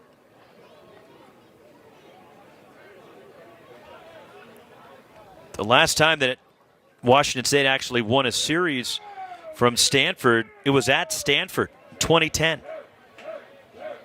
1-2 on Montgomery. Hawkins the pitch, and that's high. Fastball 93. Is Hawkins approaching 90 pitches now.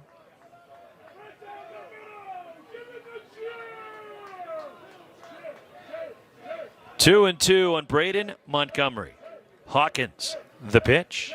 And a curve is hit in the air, left center field. Racing over is Advincula. And on the move, makes the catch.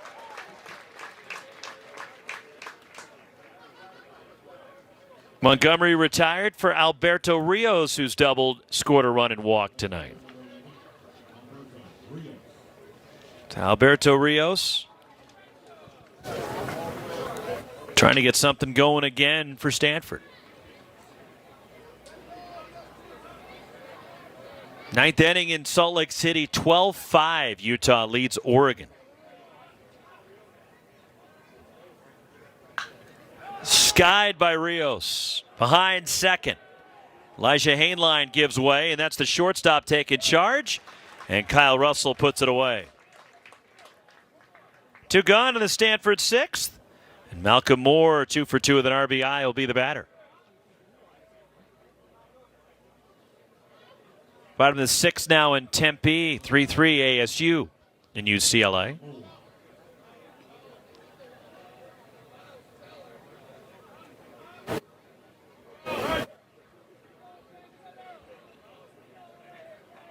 Overshift on. 3 Cougars on the right side of second base for the left-handed swinger. Jammed Malcolm Moore, bounced it foul. Up to first base side. Hawkins spry off the mound, hustling over for that one. Moore getting a chuckle with the catcher, Will Cresswell, there behind the plate. There's a look at the shift. And Elijah Hainline, that's who's out in shallow right. Outfield is straight up for Moore. But the infield swung around, and now McGee is shaded over towards short.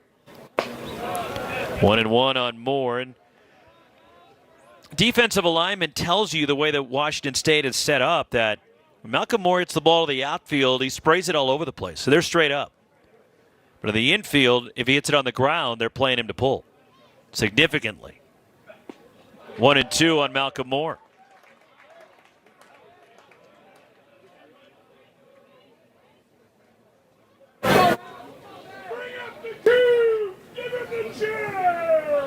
One ball, 2 strikes, and the freshman catcher for the Cardinal.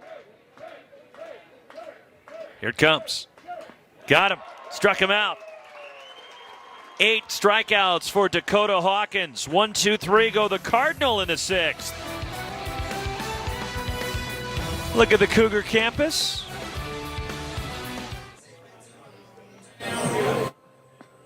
Beautiful night for baseball here at Washington State. 9-1-2 for the Cougars in the last of the 6th inning against Matt Scott, Jake Harvey, Jonah Advincula, and Sam Brown due to hit. Look from behind home plate here at Bailey Brayton Field. It's Matt Scott on in relief. Brant Pantzer started for Stanford, went the first 2, and then Scott took over. 4 home runs tonight. Number 29, Jake Harvey. For Washington State, and 2 by Jacob McKeon. Jake Harvey, a ground out and a pop out. He's 0 for 2. 11 hits for Washington State. Overshift on, playing Harvey to pull on the infield. Drew Bowser right near second base, and that's strike 1.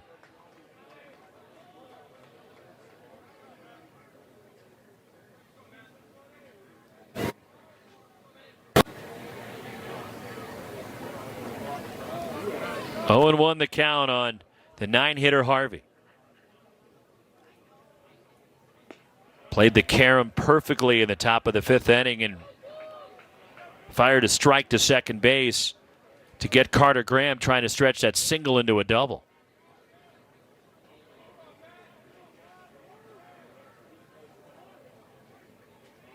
One and 1. Matt Scott the pitch. Fouled away by Jake Harvey.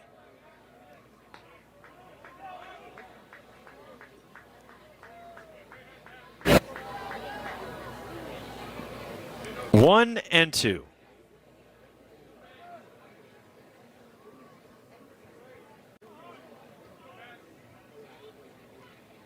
Scott ready to fire again. Just missed with that one. Scott wanted it 2 balls, 2 strikes, and Matt Scott's been efficient since coming in. 32 pitches in his 3 innings of duty so far, and he worked a 1-2-3 fifth.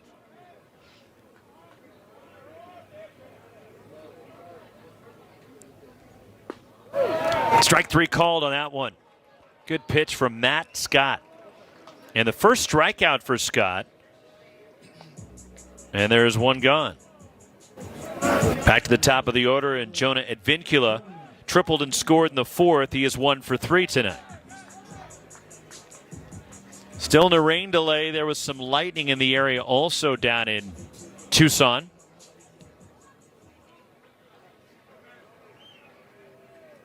High Corbett Field. hope at some point they get it in this evening. It's after 9 o'clock now in Tucson. As really be tough on everybody playing a doubleheader tomorrow if they get tonight's game postponed. Because of the weather, the tarp was on the field there at High Corbett. Again, every game is big in the Pac-12 for different reasons. Evinkil in the air, left center field. Saborn Campbell racing over, and Campbell is able to make the catch about 10 feet shy of the warning track. And there's 2 away in the home half of the 6th inning. Here comes Sam Brown, who's driven in 2 tonight, a homer in the first. Sam Brown's 2 for 3, the Washington State first baseman.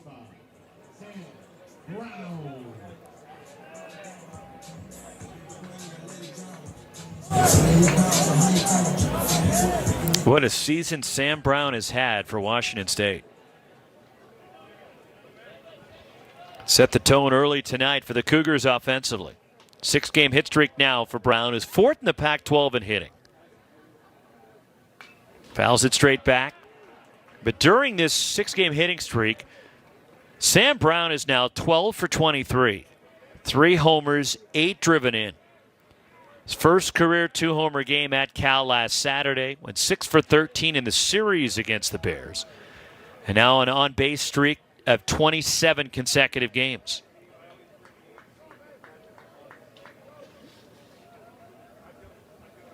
It's got the 1-strike pitch. 0-2.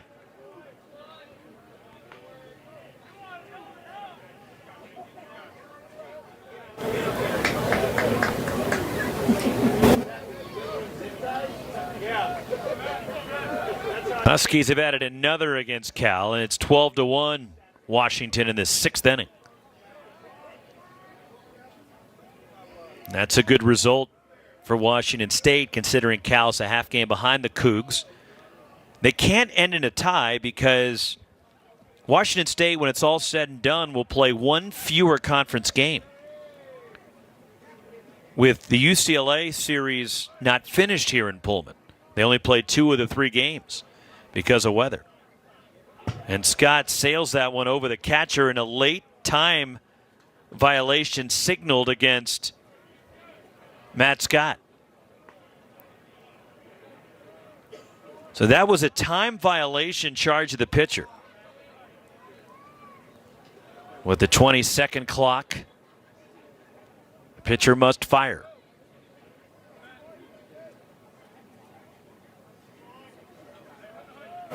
One and 2 now on Brown. Even though Scott threw it, it was an automatic ball. And he just missed up out of the zone. 2-2 the count.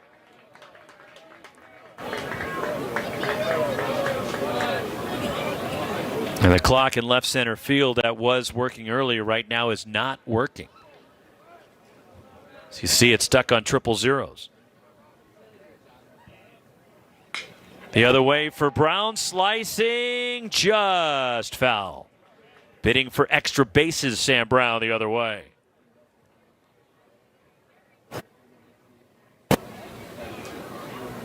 It's gone final in Salt Lake City. 12-5. Utah defeats Oregon. Randon Hostert the win for Utah. And the loss goes to Dylan McShane for the Ducks out of the bullpen. So Utah keeps their hopes alive for heading to Scottsdale. Ducks made 4 errors in that game tonight. They had a good crowd in Salt Lake City. Over 2,100 at Smith's Ballpark. Full count on Sam Brown here.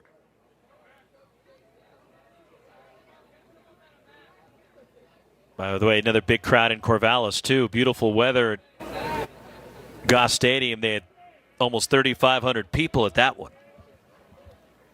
And Brown takes ball 4 off the glove of the catcher, Moore. And Sam Brown draws a 2-out walk. First walk issued by Matt Scott. And a 2-out base runner to get Jacob McKeon to the plate. He has homered twice tonight. Solo shots, part of going back-to-back in the first and the third, and then singled in the fourth. So McKeon, who's reached base in 28 straight games, And the Wazoo DH, 9-game hitting streak now. He is 15 for 38. All Pac-12 last year, hit .348 with 7 home runs a year ago. He looks at a strike from Matt Scott. Going to the 7th in Tempe. Arizona State, UCLA tied at 3. Here it's 5-2 Washington State, bottom of the 6th. 2 outs, 1 strike pitch. And it's 0-2 on McKeon. Good pitch from Matt Scott.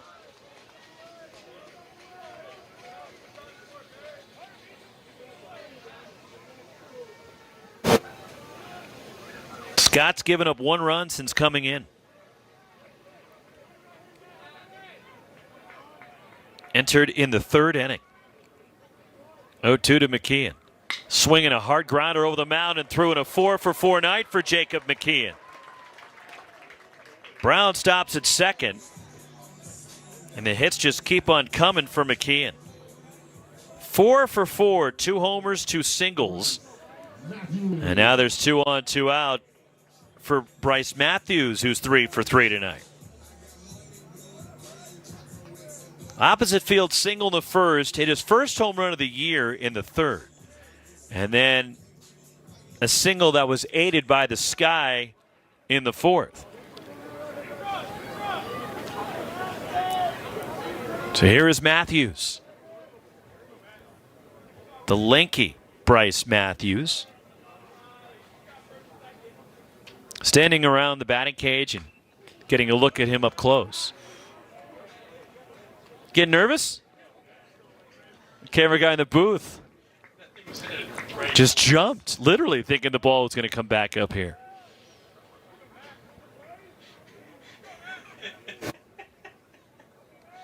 It's like it's your first game. 0-1 on Matthews. I know they list him at 6'3". And that one bounces past the catcher, Malcolm Moore, in a wild pitch. Sam Brown scoots up to 3rd. And his second base goes McKeon. And it's 1-1 on Bryce Matthews. But standing near Matthews, he appears to be taller than 6'3". He is lanky. I saw his power earlier, his first home run of the year. Scott trying to strand the runners and keep it a 3-run game. The Cougs looking to add on. 2-1 the count. There is activity in the Washington State bullpen. Looks like Caden Kalber is getting loose. 2-1 on Matthews. Matt Scott, the pitch. Swing and a miss, 2-2. 92 from Scott. We've seen flashes of this. The Matt Scott that we saw early in the year, but it just hasn't been as consistent recently. In a lot of ways, this is the best he has looked in a while for Stanford. Strike 3 and a fastball, 93 from Scott. Gets the punch out and strands 2 in scoring position. 5-2. Cougars, bottom of the order for Stanford as we head to the 7th.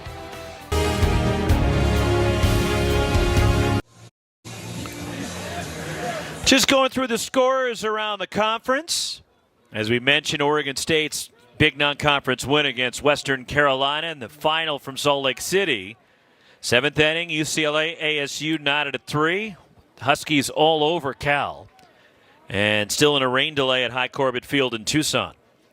Drew Bowser leads off the 7th for Stanford. Bowser followed by Jake Sapien. Owen Cobb for the Cardinal.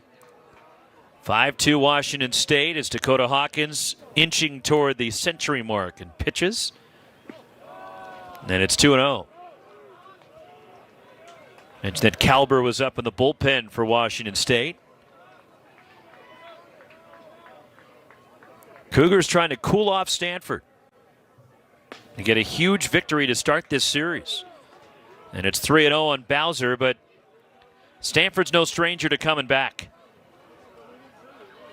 They have done it numerous times this year. And a 4-pitch walk, and Bowser is on to start the 7th. Leadoff base runner for Stanford. That's the 3rd walk issued by Dakota Hawkins. And Jake Sapien 0 for 2 has struck out twice. There is Kalber tuning up in the Washington State bullpen. Here comes Sapien. Stanford has beaten the Cougars 7 straight, 9 of the last 10 times.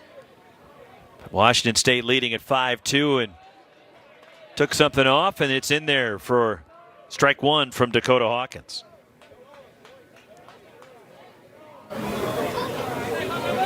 This high-powered Stanford attack.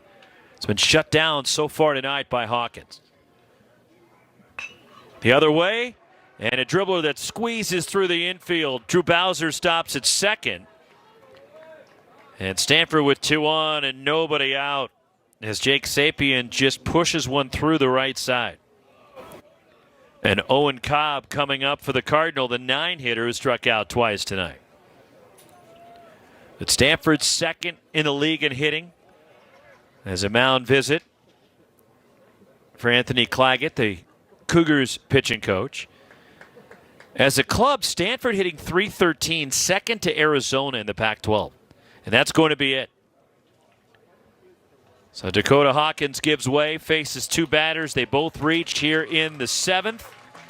And the Cougars will go to the bullpen. Nice ovation for Dakota Hawkins, and well earned, who struck out 8 tonight. Caden Kalber coming out of the bullpen for Washington State. Kalber, the senior from Pasco, down in the Tri-Cities.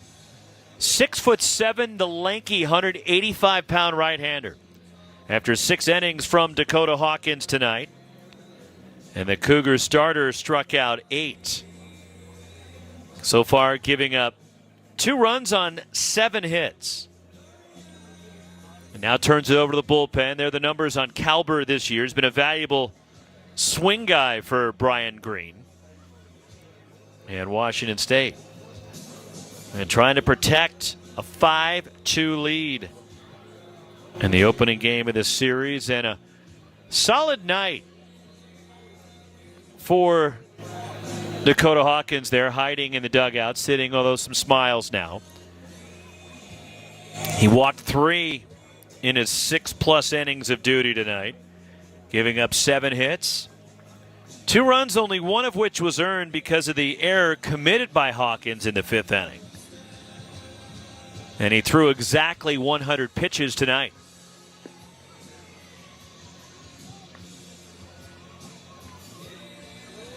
So 2 on and nobody out. Stanford trying to rally a 5-2 lead for the Cougars here in the 7th. And Owen Cobb will be the batter, the first hitter that Caden Kalber faces. There's Drew Bowser, who walked to lead off the inning. And then just a little seeing-eye single the other way by Jake Sapien. And Stanford has 2 on with nobody out.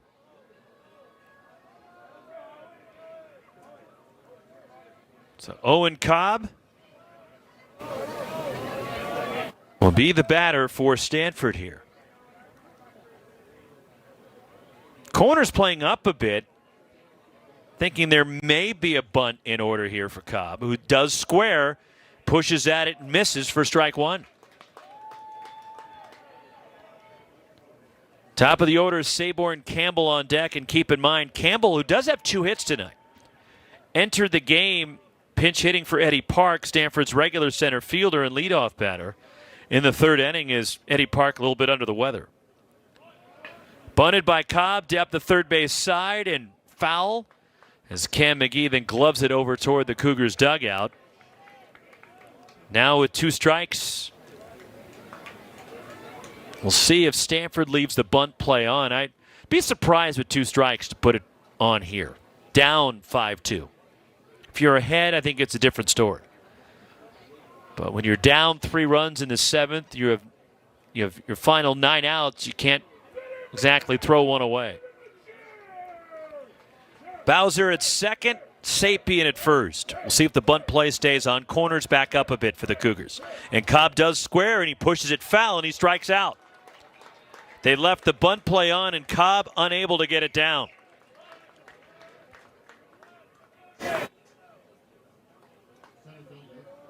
One out, so striking out, trying to bunt is Owen Cobb. And here is Saborn Campbell, who's 2 for 3 with a run tonight. So Campbell, who came into the game 2 for 25 on the year, and he's got 2 hits tonight. He's not played much this year. He has made 6 starts. Strike one.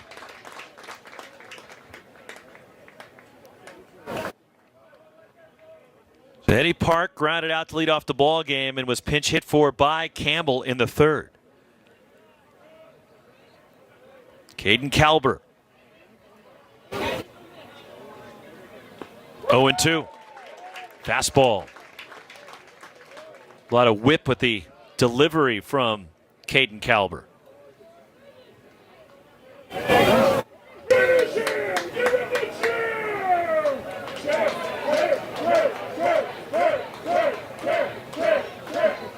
The pitch. And that's smothered by the catcher, Will Cresswell, for ball 1. Dakota Hawkins struck out 8. Kalber gets credit for the strikeout of Cobb, who was trying to bunt.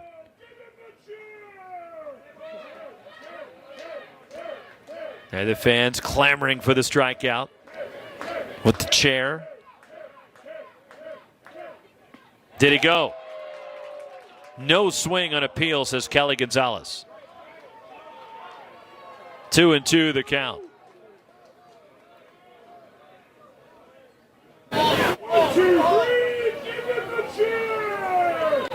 Go to the bottom of the 7th now. 3-3 UCLA and ASU. And still in rain delay in Tucson, SC and Arizona. Kalber the 2-2. Campbell just gets a piece of it. Taps it foul. We'll do it again. Cougars got back-to-back homers in the 1st from Sam Brown and Jacob McKeon. And a 2-0 lead after 1. Stanford got a run back in the 2nd. RBI single from Malcolm Moore, driving in Alberto Rios, who doubled.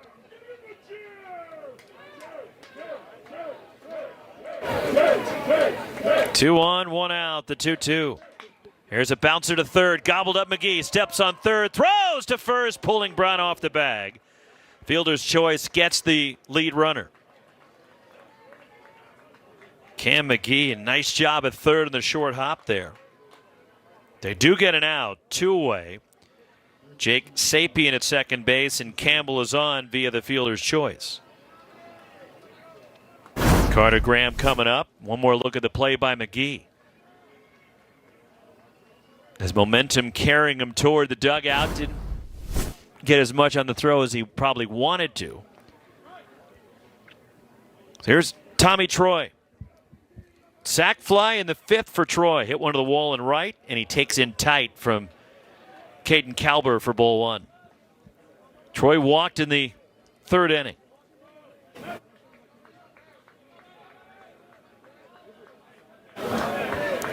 One and 0. Kalber. The pitch. Troy takes pitch that bounces. An appeal, no swings at Kelly Gonzalez, and have to do a double take every time a pitch bounces because you're inclined to say it's in the dirt, but there is no dirt. Just brown grass. Or brown artificial grass. It's field turf stuff. Not even dirt on the mound. 2-0. Kalber. And Troy swings at a high fly ball left field going back. Harvey at the track, looks up, tie game. Tommy Troy leaves the yard. 12th home run for Troy, and the home run leaders in the Pac-12, the Stanford Cardinal, use the long ball to tie the game. 5-5 as Tommy Troy hits one out to left center. 2 out. 3-run blast by Tommy Troy has driven 4 of Stanford's 5 runs tonight. Missing out over the heart of the plate, and Tommy Troy got under it, and he got enough of it to send it out. And Tommy Troy ties the game, and now David Esker with his offensive meeting summons Carter Graham over to the first base dugout. 5-5, Stanford has come back to tie the game. And 4 of the 5 runs surrendered by Washington State, now charged to Hawkins. So a brand new ball game here, 2 outs in the 7th. And Stanford, Pac-12 champions, have battled back to tie it. Tommy Troy hitting his 12th of the year. 6 different Stanford players have hit double-digit home runs this year, including Troy. Including Graham, who has 12. Singled in the 5th. He's 1 for 3. Was thrown out. Trying to stretch that single into a double by Jake Harvey as Carter Graham bounces that one foul.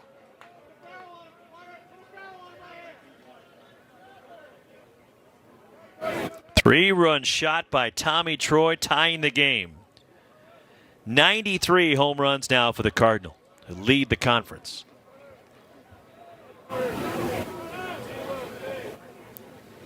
Fooled Graham there with the slider. Arizona State getting a run on the bottom of the 7th, leading UCLA now 4-3, heading to the 8th at Phoenix Muni. RBI for Jacob Tobias, giving the Sun Devils the lead there. Graham chased it, strike 3. Side retired, we're stretching. Time to stand and stretch in Pullman, but Tommy Troy's 3-run blast pulls Stanford even, heading to the home half of the 7th. New pitcher for the Cardinal, it's lefty Drew Dowd out of the bullpen, the junior from Belmont, California.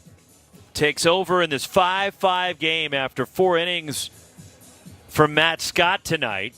And Matt Scott gave up 6 hits but only 1 run. Walked 1 with a couple of strikeouts. And Matt Scott throwing a wild pitch. And now hands it off to Drew Dowd. There are his numbers, and he has been fabulous out of the bullpen. 63 strikeouts in 46 innings, 8-2. And Dowd, who was a starter for a lot of the year last year. And a 4.70 ERA for Dowd, who has a couple of saves. And Drew Dowd, 8 wins so far for the Stanford lefty. There he was last weekend against Arizona, leading the conference in wins. Did a number on Oregon State as well earlier this year. So Dowd takes over for the Cardinal here in the last of the 7th inning. Elijah Hainline, Cam McGee, Kyle Russell, 5, 6, and 7 for Washington State. So Matt Scott, I think tonight was a big confidence booster for him, giving up 1 run in 4 innings. You don't need the binoculars to see the field. You're right in the dugout there, kid. Actually, I think he was using the binoculars to check out to see if anybody was up in the Washington State bullpen down the left field corner. But Matt Scott did a nice job and now hands it off to Dowd. Dowd, 2-time Pac-12 academic honor roll selection. Last year, 15 starts, 7 relief appearances, was 6-0 with an ERA of 4.5. 4 of those wins coming in Pac-12 play last year. Elijah Hainline 1 for 2 with a walk tonight, and he takes down and in at 94 from Dowd. As a starter, Dowd went 5-0 last year. Started against Auburn in the College World Series, 4 scoreless innings against the Auburn Tigers. 2-0 the count. Pitched in the Supers, 3 scoreless innings against UConn when Stanford, who last year in the postseason had to overcome 5 elimination games to get to Omaha. 3 in the regional round, 2 in the super regional round. And that's ball 3. 97 from Dowd. That ball bounced, though. In the postseason overall last year, 2 starts, 2 relief appearances. Dowd went 2-0 and a 1.46 ERA. 16 strikeouts and 12 1/3, and he gets strike 1. Struck out 5 over 3 innings starting against UC Santa Barbara in an elimination game. 3-1 to Hainline, and that's ball 4 and a leadoff base runner for Washington State. Leadoff walk to get Cam McGee to the plate. He's 0 for 3.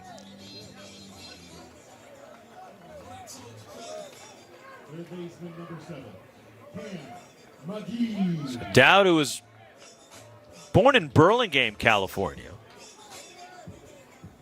grew up in Belmont, went to Sarah High School, which is in San Mateo, which is one of the premier high schools, especially for baseball in Northern California. Cam McGee shows bunt, takes the breaking ball from Dowd for ball 1, and Sarah High School produced the likes of Barry Bonds, Tom Brady, Lynn Swan, Greg Jeffries, all Sarah High School graduates, the same place that Drew Dowd went to high school. Squaring to bunt, Dowd makes a move to first.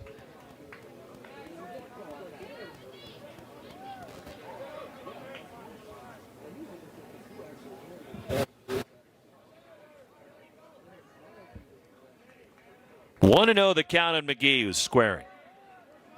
Playing up at third is Tommy Troy, whose 3-run homer tied the game.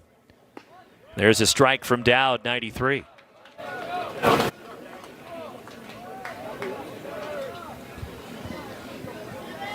One and 1 on McGee. Transfer from Arizona State. His sister Kylie, softball player there for the Sun Devils. His older brother Brandon played football at Arizona State and on to the NFL. As Dowd makes a move to first.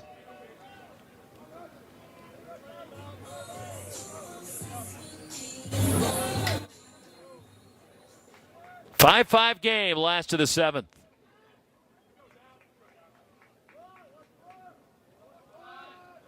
Dowd, short lead at first for Hainline. And a fastball bunted out in front of the plate. Malcolm Moore throws to first, the stretch by Carter Graham, and he kept the back foot of the bag for the out. Moore took a peek at second base, didn't have a play there. And Washington State may want the umps to take a look at this to see if Graham actually kept his foot on the bag. The umpires will get together. Ruling on the field was out at first base, and the umps meeting near the hill.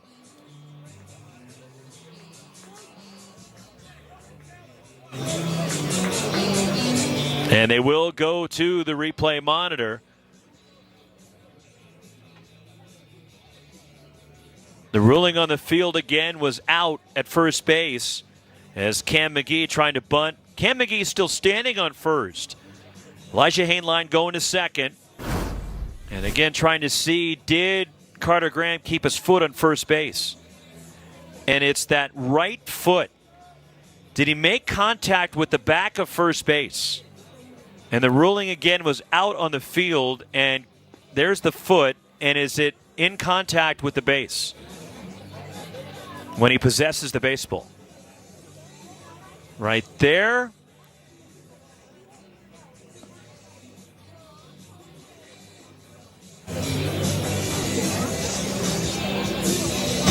Not sure if... Okay, there's the ball going into the glove of Carter Graham. And then Graham, it's that right foot. The left foot completely misses it as it went over the bag. But it's the right foot. Was it connected to the backside of first base? And that ruling on the field again was out at first base. Do they have proof to overturn this if his foot was not on first base? So the umpires take off the headsets, and Ramon Armendariz, our plate umpire, they're going to call him out at first base. And Washington State's challenge is denied, and the sacrifice officially goes 2-3 on McGee. And Hainline goes to second And again, the call to me stands because I didn't see enough evidence to overturn it. His foot may have been in contact with first base. But you can't say 100% either way. At least from that vantage point, I can't. Kyle Russell singled in the third, 1 for 3. Go-ahead run is Hainline at second base, 1 out, 5-5, last of the 7th. Drew Dowd.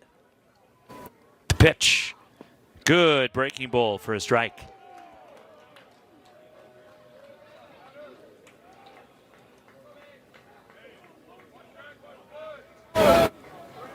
Oh, and 1 the count. Brant Panther went 2-4 from Matt Scott, now Dowd. Pitch. Bunted toward third and foul. Charging in late was Tommy Troy.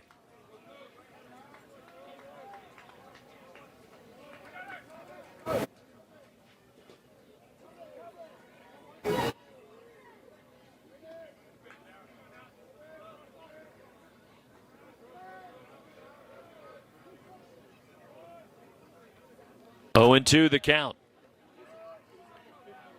Will Cresswell on deck for Washington State. Dowd. The pitch. Got him. Chase the breaking ball. 2 outs. That was a nasty pitch. Bottom fell out of it for Dowd. 2 outs. Hainline at second base, and Will Cresswell is 0 for 3. And one more look at that breaking ball from Dowd. Just falls off the table.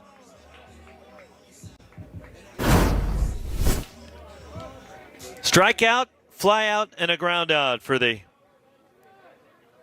Cougars catcher tonight, Cresswell. 8-hitter in the Washington State lineup. Dowd checks back the runner Hainline of the pitch. Again, that breaker that just falls off the table for strike 1.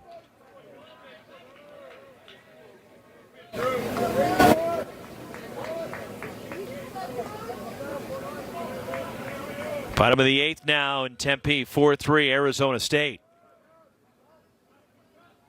12-1 Huskies lead Cal, 8th inning in Seattle. 1 ball, 1 strike on Will Cresswell. Boy, the Huskies are playing great baseball, inching closer to locking up the 2 seed.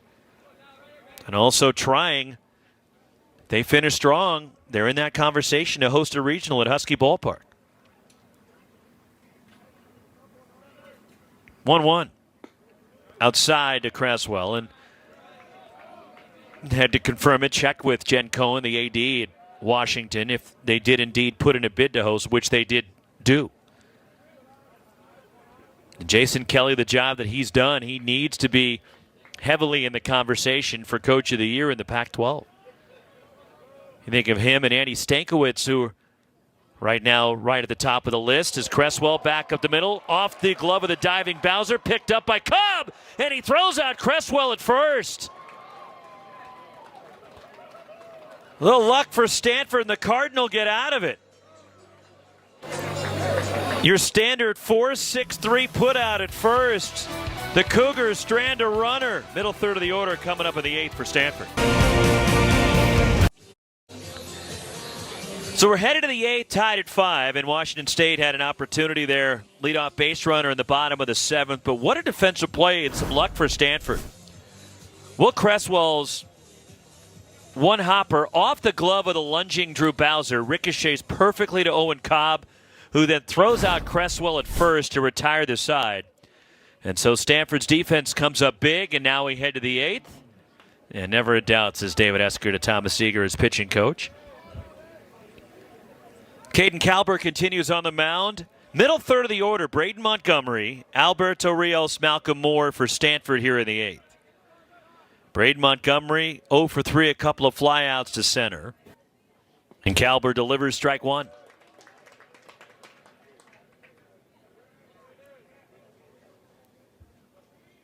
Montgomery hit one to the wall, a nice leaping catch back in the 2nd by Jonah Advincula in center field.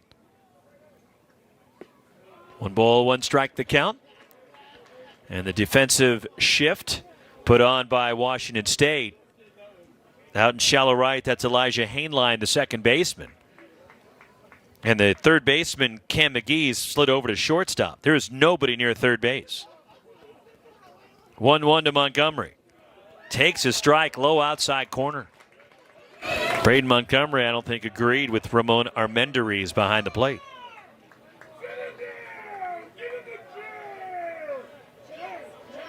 One and two on Montgomery. And the pitch. Strike three called. Bottom of the zone, and Kalber gets the strikeout, and Montgomery not happy. Has a couple of words for Armendariz. The last two calls, it appeared that Braden Montgomery took exception with.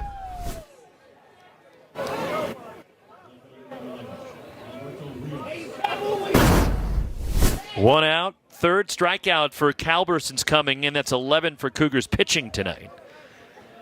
Alberto Rios doubled back in the second and scored. He's also walked tonight. He's 1 for 2.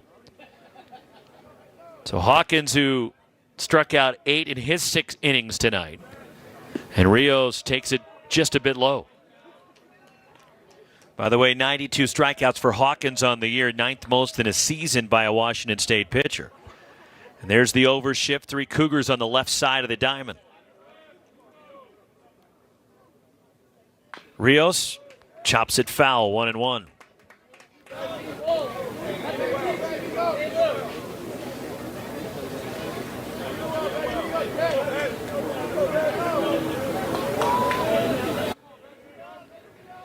One ball, one strike, and Alberto Rios. 5-5, top of the 8th. Stanford has battled back to tie it. And Rios, a weak number, off the mound, fielded by Kalber, runs to first base himself.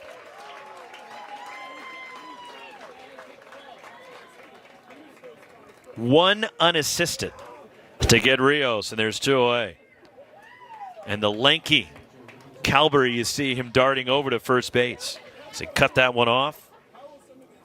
And if he doesn't cut that off, that ball gets through with the way the shift Washington State was playing.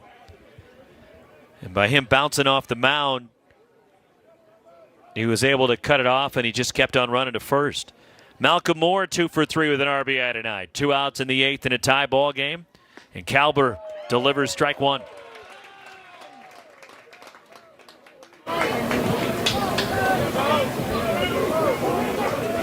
Overshift on again for Washington State with Hainline out in shallow right. 1 strike pitch. Low and away to Moore. Here's how the Cougs line it up defensively. With that overshift. They leaned heavily on it tonight.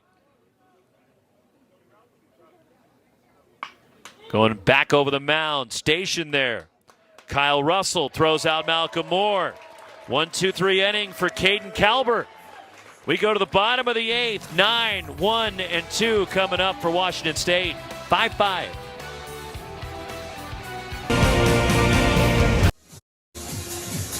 Tied at 5, last of the 8th. 9-1-2 for Wazoo. Jake Harvey, Jonah Advincula, and Sam Brown against Drew Dowd on for his second inning of relief.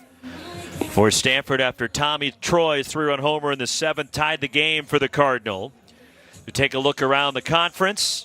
Final, Utah 12-5 over Oregon. Oregon State hammered Western Carolina.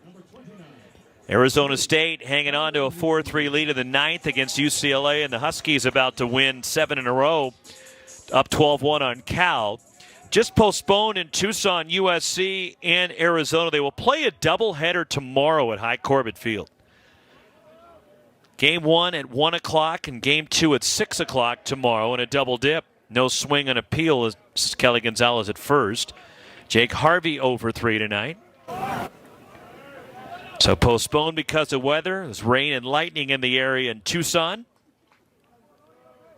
They'll play 2 tomorrow, 1 and 6. To get that series started between USC and Arizona. 2-0 on Harvey.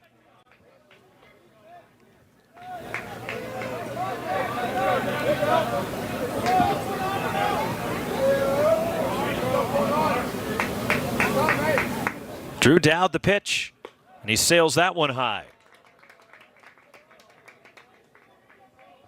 3-0. You don't want to walk the leadoff guy and give a free base runner in a tie game in the last of the 8th. Dowd pitched around a leadoff walk in the 7th.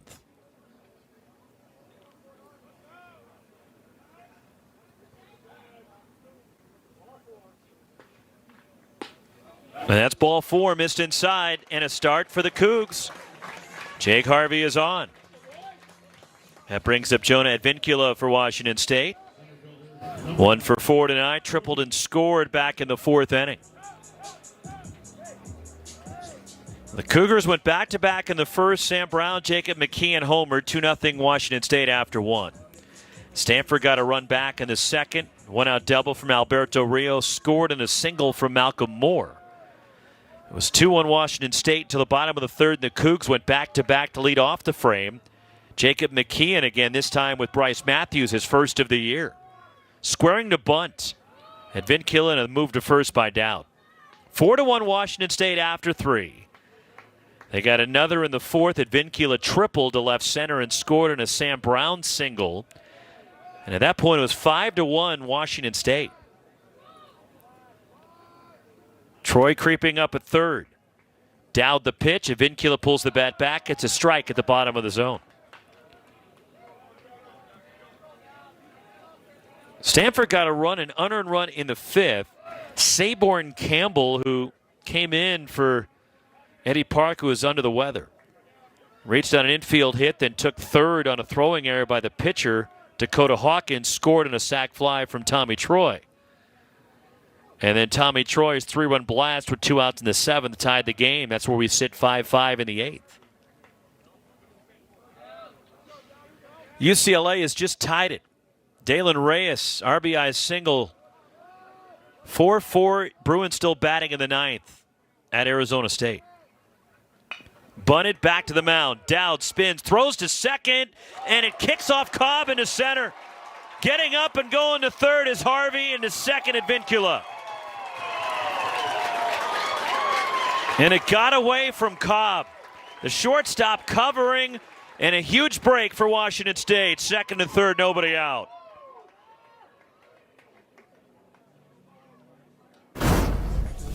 Another look at it at second base as Dowd had a play, and it just kicked off the glove of the shortstop, Cobb.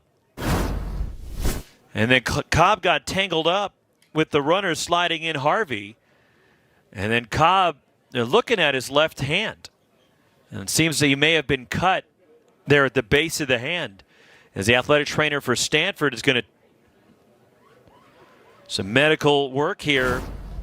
One more look at what happened to Owen Cobb there at second base, trying to field the throw, and it went into the runner, and he got it, appeared his hand caught up and jammed into the runner, Jake Harvey. So Stanford already lost Eddie Park earlier in the game.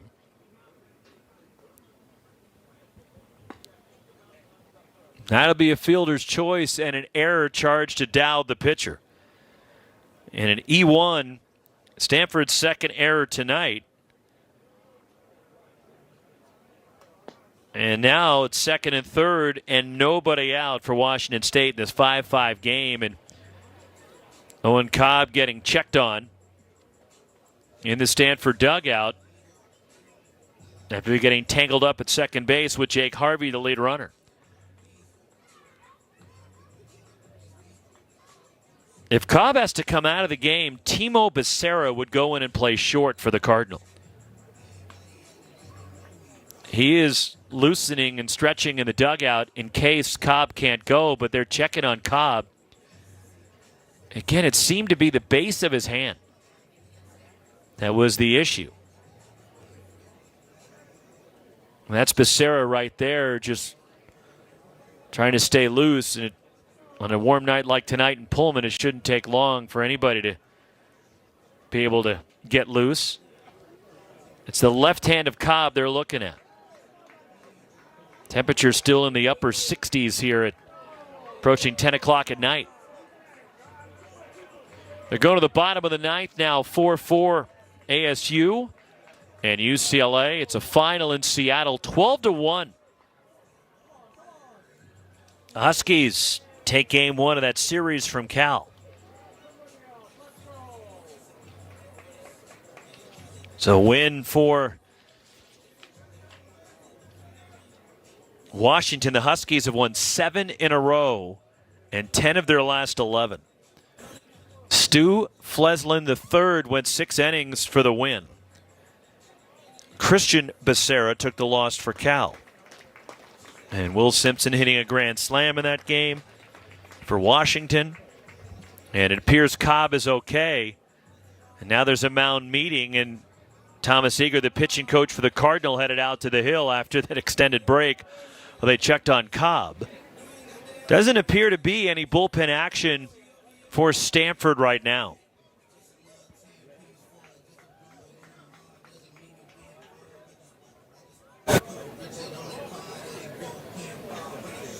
It's all quiet down there. So Thomas Eager, the pitching coach for the Cardinal, out at the hill.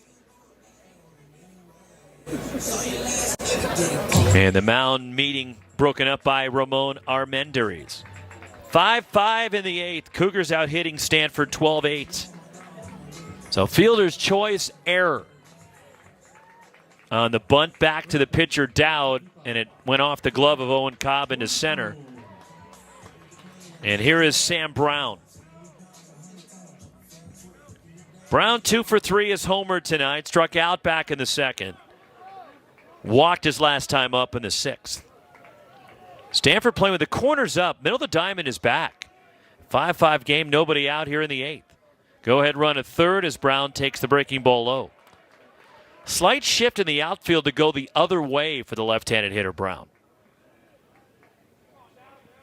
He homered to right center in the 1st. Bowser, the second baseman's out in shallow right.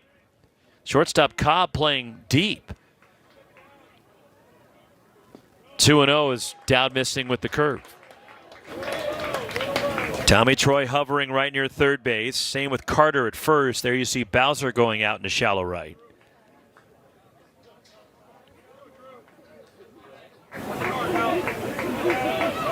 Dowd from the ready. 2-0 to Brown. And that's in there for a strike. Ben's in there for the lefty Dowd.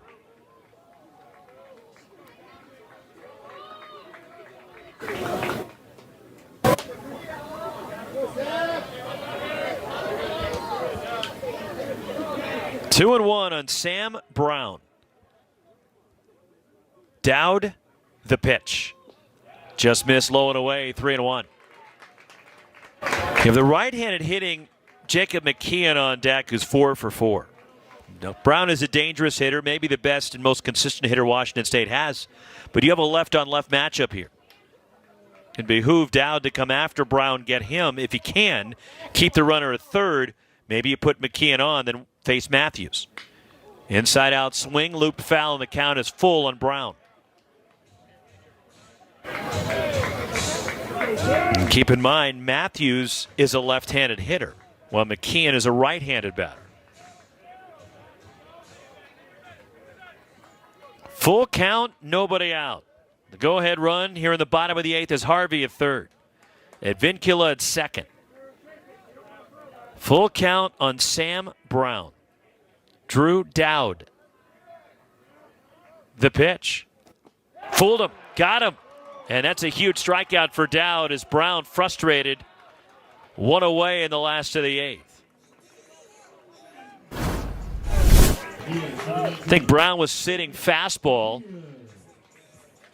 And there's a good break to that one for Dowd, who gets the strikeout. And just as I anticipated, they're going to put Jacob McKeon on.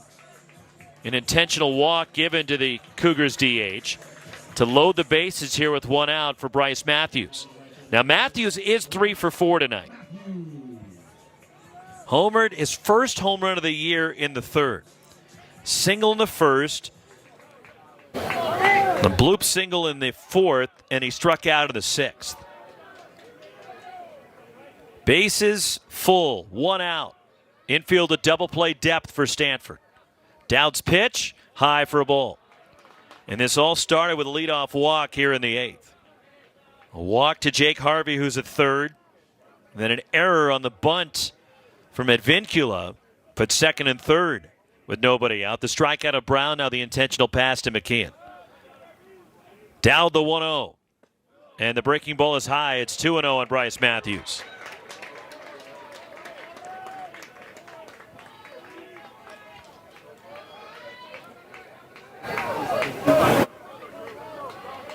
Two balls, no strikes. Dowd needs to get a strike here.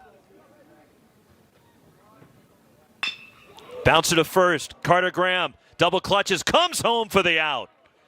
They get the force at the plate. On the chopper, and Carter Graham double clutch, but he did get the lead runner. Fielder's choice, so they're loaded now with 2 outs. That leaves it up to Elijah Hainline.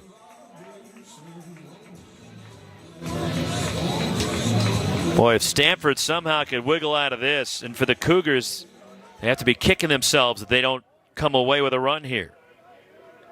Base is full, 2 outs. Elijah Hainline has walked twice tonight. He's 1 for 2. 2 outs, last of the 8th in a 5-5 game. Dowd the pitch and a breaking ball. Did he offer? Yes, he did. Strike 1 and appeal, says Kelly Gonzalez.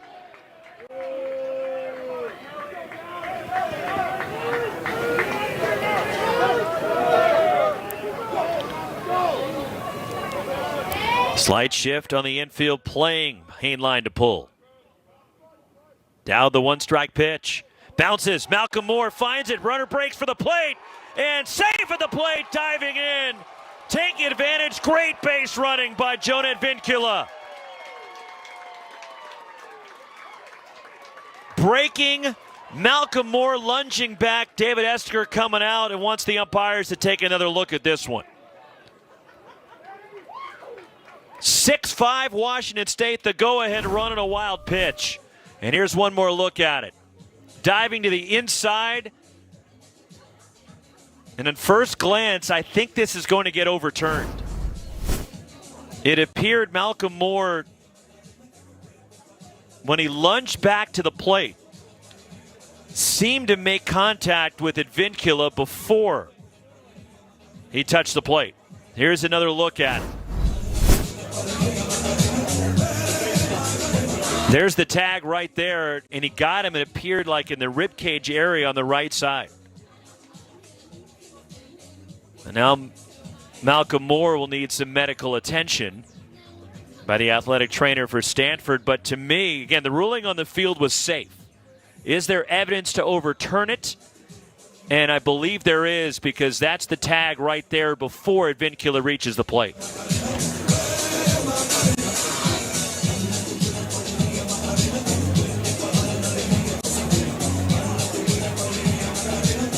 Very close play, and the call on the field went Washington State's way.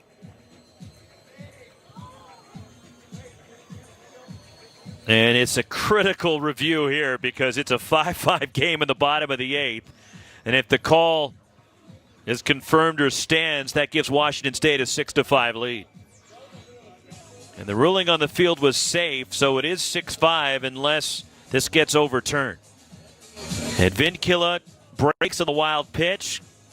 Jacob McKeon goes to third, and Bryce Matthews moves up to second base. Should we continue here in the bottom of the 8th, this is ruled safe.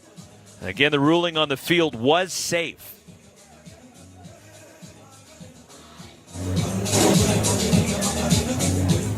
There's our umpires. First base umpire Kelly Gonzalez with our plate umpire Ramon Armendariz. It is a final in Tempe. Arizona State wins it 5-4 over UCLA. Owen Stevenson the winner. Cody Delvecchio takes the loss. As Arizona State, Luke Keeschel homer drove in 3.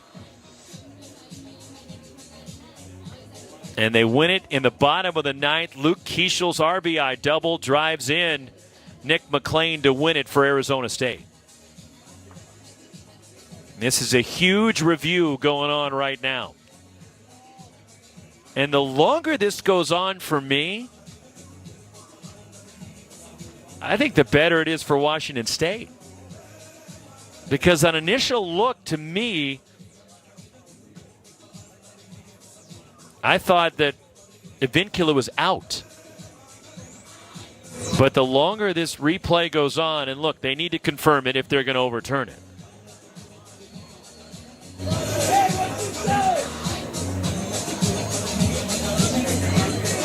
And again, the review process has access to a couple more angles that we don't have, and now we do appear to have a verdict. And here come the umpires. That's Ramon Armendariz, the plate umpire. He'll give us the decision, and he's out. Call is overturned, and a huge break for Stanford. So the call is overturned and out, trying to score. We are tied going to the ninth.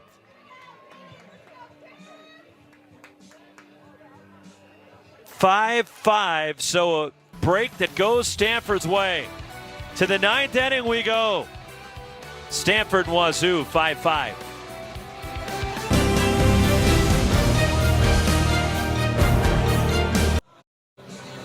So big review and break goes Stanford's way. Call overturned is Jonah Vincula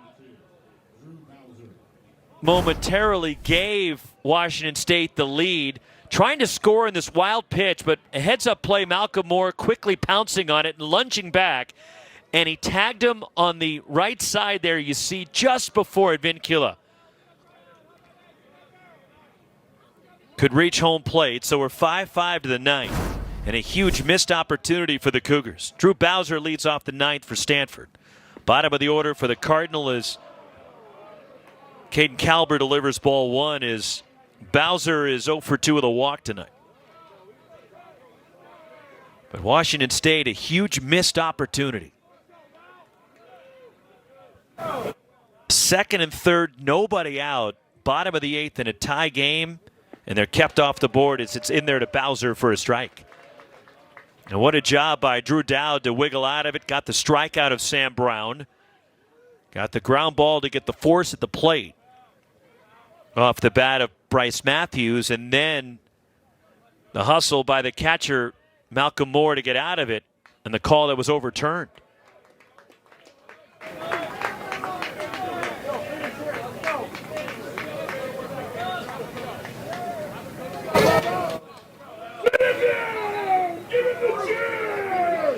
One and two on Bowser, leading off the ninth. Jake Sapien, Owen Cobb to follow. 1-2 pitch. Swing and a miss. Got him. Bowser down on strikes. Fourth for Calber since entering.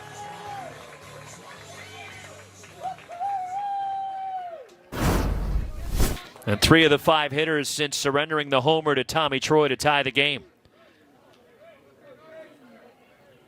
1 out in the ninth. Jake Sapien singled and scored in the seventh. He's 1 for 3 tonight.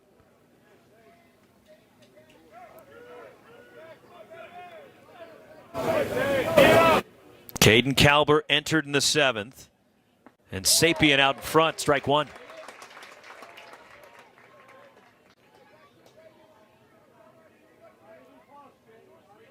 Game one of this series, Washington State needing a win to help out their cause, to bolster their chance to go to the Pac-12 tournament. The top 9 teams go. Right now, the Cougars would be the 8th seed, with pending the outcome tonight. Because if Washington State loses, they would fall to 10-17, tied with Arizona. Now, they'd still be in. Just a question of who would be the 8 and who would be the 9 in that scenario. With Arizona being rained out tonight at home. And since Washington State beat Arizona in that series here back in the middle of April, the Cougs would be the better seed. But keep in mind that Washington State will play 1 fewer conference game. As Sapien looks at a strike and the count is run full. Arizona will play 2 with USC tomorrow in Tucson. Cal losing tonight. They're the 10 right now, and they're game behind Washington State.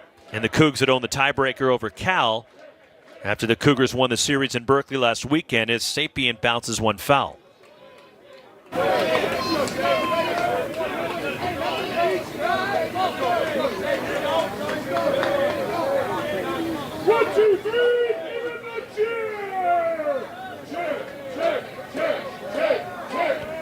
Full count on Sapien, one out in the ninth. Caden Kalber, 6'7" right-hander. Pitch bounced to second. Elijah Hainline, routine play, throws out Sapien, two gone in the ninth.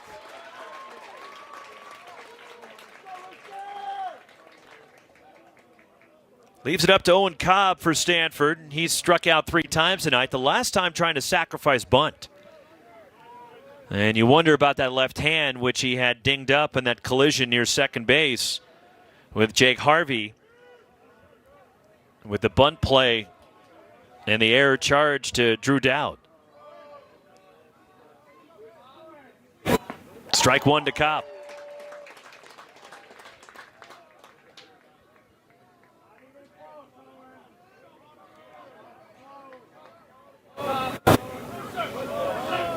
Oh and 1 on the Stanford shortstop. Kalber, the one-strike pitch, and Cobb, a weak chop off the mound near the line, and Kalber has a 1-2-3, ninth inning. He's retired 7 straight now. We go to the bottom of the ninth. Want to win it for the Cougs, 5-5.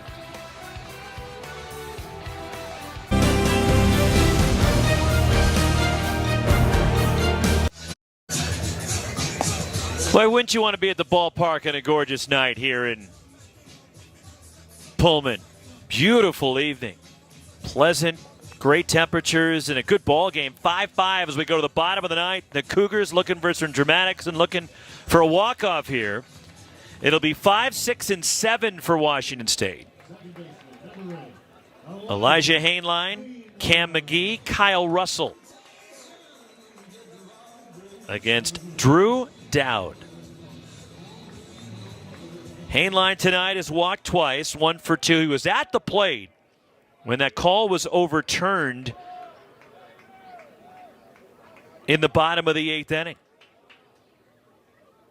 Drew Dowd starts him off with a fastball driven deep but pushing foul.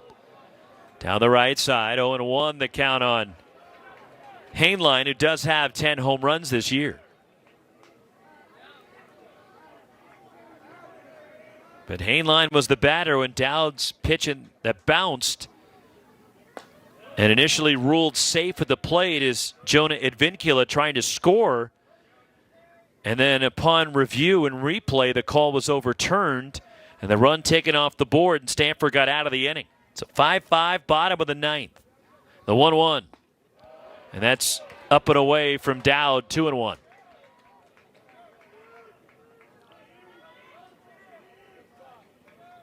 Overshift on, playing the right-handed batter Hainline to pull. Dowd's 2-1. Drops in there, 2-2.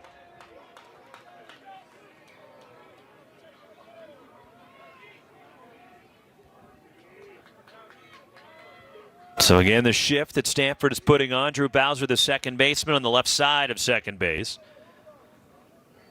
Dowd's 2-2 to Hainline. Swinging a ground ball. Owen Cobb scoops it up, throws low. It skips to Carter Graham at first. 1 out.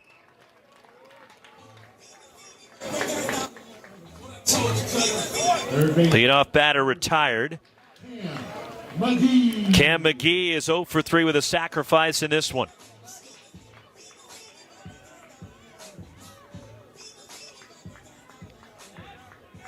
One out, bottom of the ninth inning. There is activity in this Stanford bullpen. But whoever was up just sat down. No activity in the Washington State pen as Dowd misses high. 94 from Dowd to Cam McGee.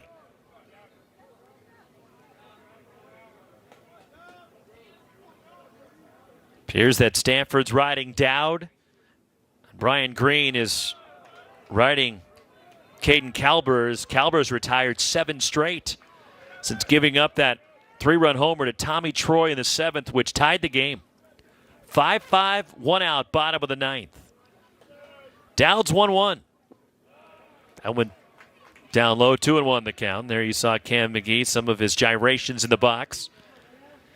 How animated he can be. We showed you his little ritual earlier. His teammates poking fun at him, having some fun with that. 2-1 pitch to McGee. Fastball to the outer half. 93 from Dowd.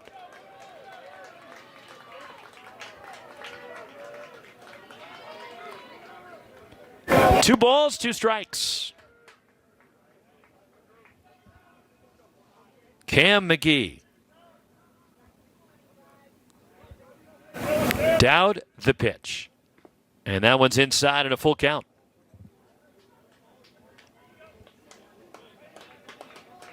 See him choking up here with two strikes. Kyle Russell on deck for Washington State.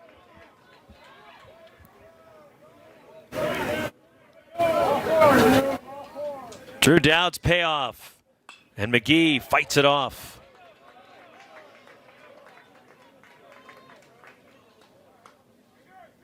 Do it again. 3-2 is McGee. Hobbling a little bit. Maybe strained something as he offered at that pitch. And now the athletic trainer again for Washington State. Jace Puckett checking on McGee. Is grimacing a bit, trying to stretch that out. Keep an eye on that front foot for McGee. So there's the swing, and you can see him grimace immediately. They tweak something when he offered at that pitch. And they're looking at the knee for Cam McGee after he fouled that pitch off from Dowd. 1 out, bottom of the ninth inning in this tie ball game. It's the only game still going in the conference. Arizona USC were rained out. Doubleheader in Tucson tomorrow. Arizona State walked off UCLA tonight. Utah rallying late, beating Oregon. Washington hammered Cal.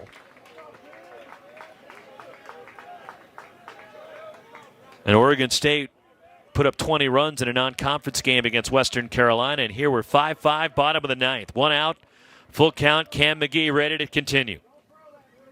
Dowd the pitch, and McGee goes down swinging, waves at the breaking ball. Boy, the confidence for Dowd to drop that curve in there. Third strikeout for Dowd. 2 outs in the bottom of the ninth inning.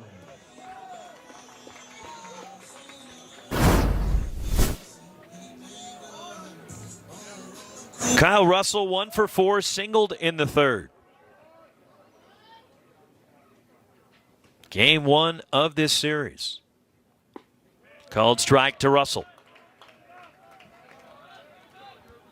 But Dowd pitched out of that second and third and nobody out in the eighth. Washington State had the golden opportunity and momentarily thought they did have the lead. 0-2 on Russell.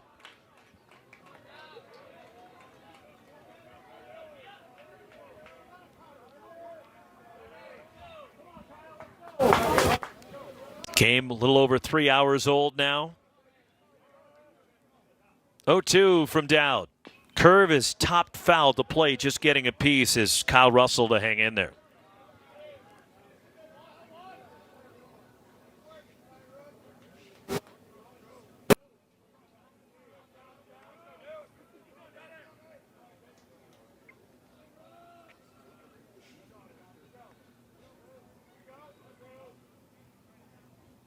Dowd, the 2-strike pitch to Russell.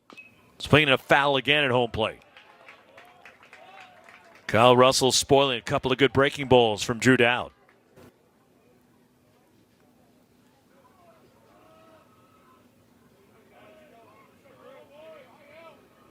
Do it again, 0-2.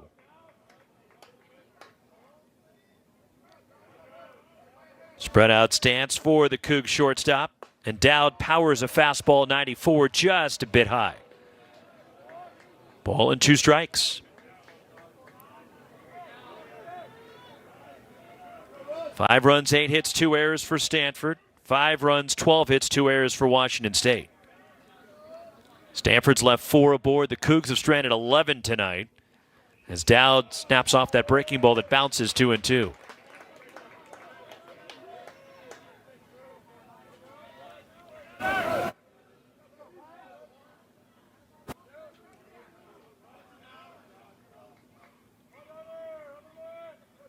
Drew Dowd, 2 2/3 so far. The pitch is fought off again by Kyle Russell.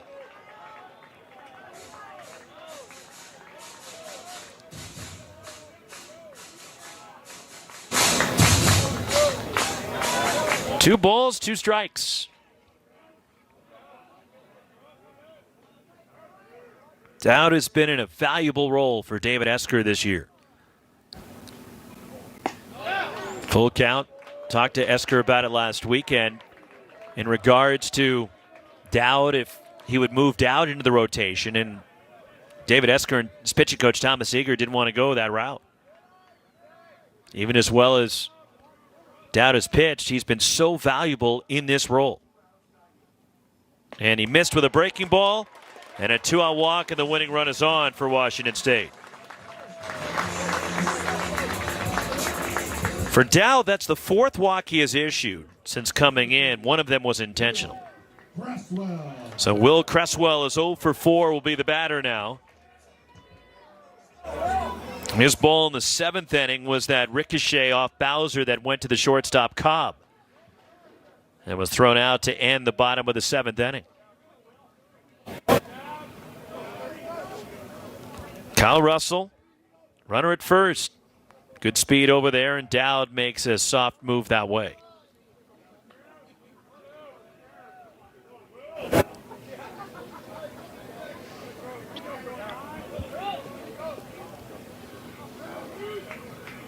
No doubles defense. Tommy Troy hugging the third base line. The outfield is deep. And there is a tapper foul off to the left. 0-1 on Cresswell.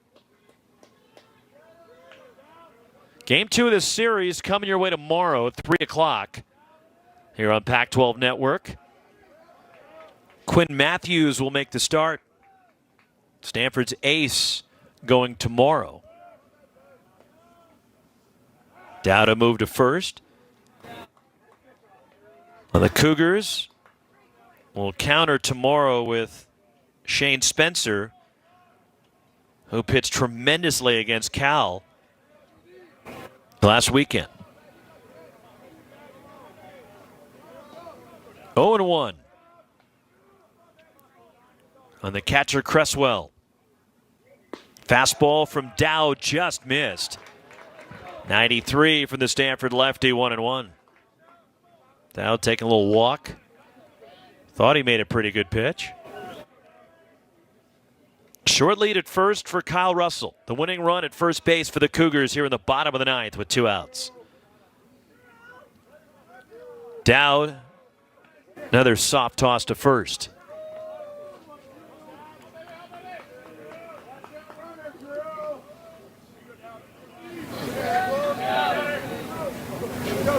One ball, 1 strike on Will Cresswell.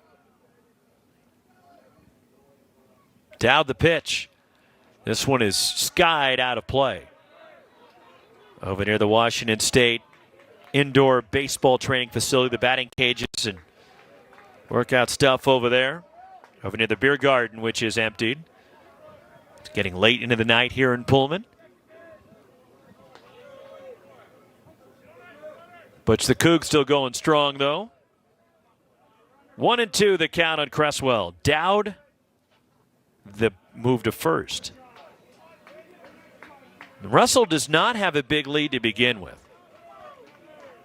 And he's pretty much just laying down and reaching and getting back to first base. Carter Graham holding him there.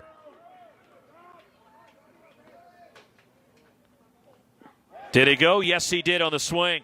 Went around, struck him out. We're headed to extras in Pullman.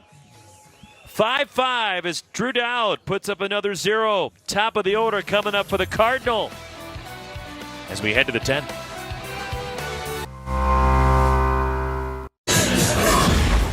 Well, Stanford's no stranger to some late inning heroics. Braden Montgomery. This was a game-winning hit against Cal as Stanford rallied late against the Golden Bears.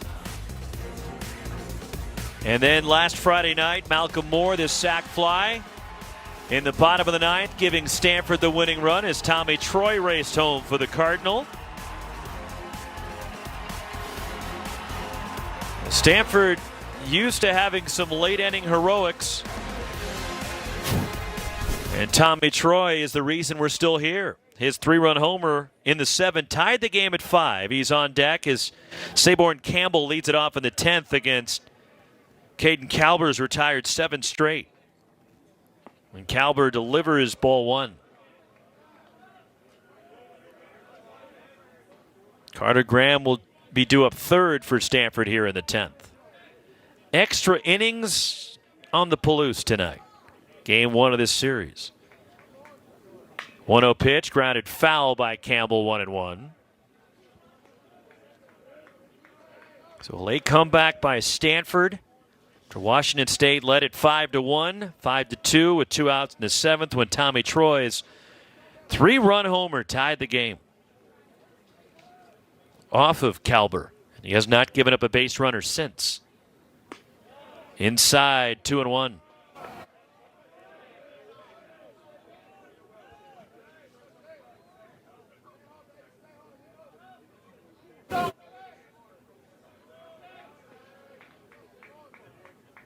Stanford already this year with 7 comebacks when trailing in the 7th inning or later this year. 3-1 on Saborn Campbell. The Cardinal hoping for another one, while Washington State would love to take the opening game of this series. Considering the Cougs fighting to keep their season going and trying to fight their way into the Pac-12 tournament. And a win tonight against Stanford would go a long way for Brian Green's team. 3-1. Campbell takes strike 2 called. Full count.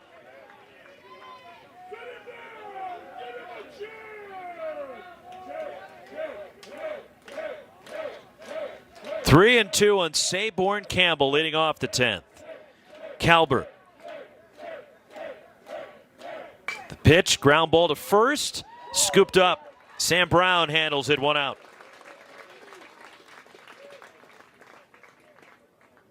1 away for Tommy Troy, who's driven in 4 of Stanford's 5 runs tonight. Officially 1 for 2 with that 3-run homer in the 7th. He walked in the 3rd, a sac fly in the 5th. Hit one to the wall and right.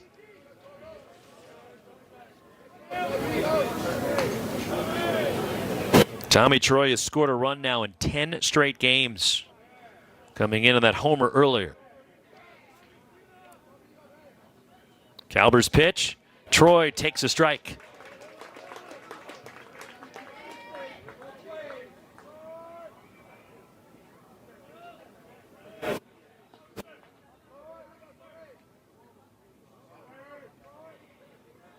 Stanford 2-1 in extra inning games this year,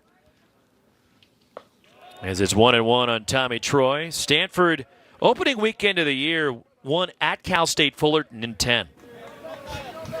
They erupted in the top of the 10th and won that game 21-13. Then won a 16-inning marathon, first game of the series against Washington, April 21st. It's Tommy Troy's walk-off homer that did it in that game against the Huskies. And then Stanford lost an extra inning game this past Sunday, 21-20 to Arizona. Stanford tied it with down to their last strike in the bottom of the 9th. Alberto Rios, a 3-run homer. 3-1 on Troy, only to see Arizona get a 3-run blast from Emilio Corona, who would be the winning hit for the Wildcats. 3-1 on Troy. 1 out in the 10th. Kalber, the pitch. Troy swings and drills one to center. Going back is Advincula. He's at the wall, looks up. It is gone. A 2-homer night. Tommy Troy has done it again.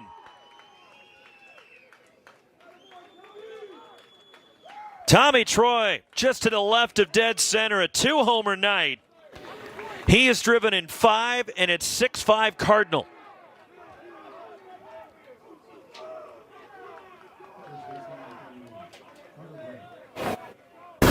Tommy Troy belts one to center.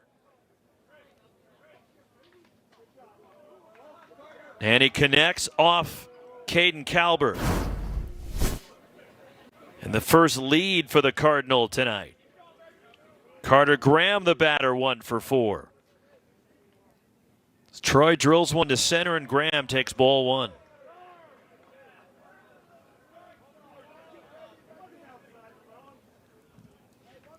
"13 homers on the year for Tommy Troy, a 2-homer night, 6-5 Cardinal in the 10th.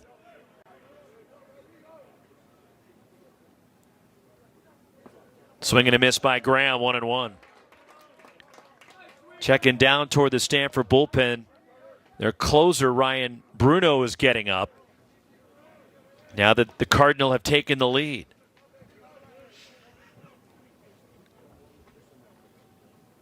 "1-1. Fooled Graham there, 1-2. Good pitch from Kalber.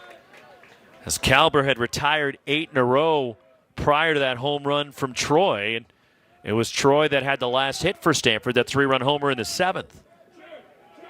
Big night for Tommy Troy, and he gives Stanford the lead. Here in the top of the 10th, the 1-2 to Graham is ball 2.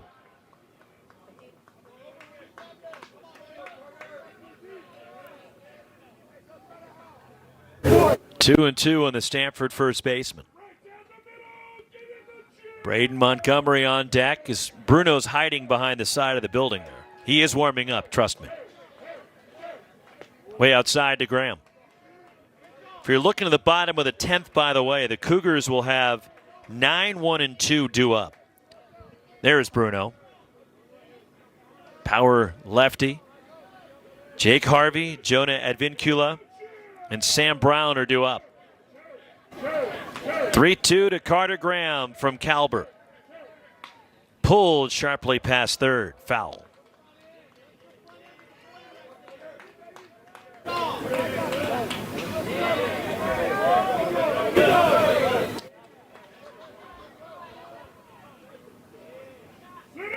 This game about 3.5 hours old now. Extra innings on the Palouse. Kalber, again the 3-2 to Graham. Swinging a fly ball center, playable for Advincula. And he floats over toward right center. There's 2 away. 2 gone. That leaves it up to Braden Montgomery, who's hitless tonight. He is 0 for 4. Stanford's cleanup batter. This is the first extra inning game for Washington State this year, believe it or not. And it took until the final weekend for the Cougs to have to go to an extra.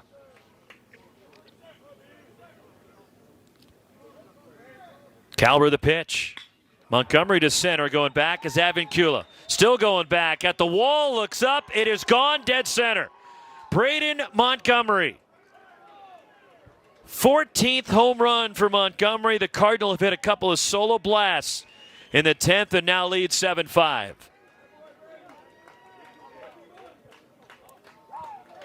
Braden Montgomery, who's homered now in 4 of the last 5 games for Stanford, and a dead center field. Takes Caden Kalber over the wall. Braden Montgomery gives Stanford a 2-run lead. 3 more home runs for Stanford tonight. Again, the Cardinal lead the conference as Alberto Rios takes ball 1.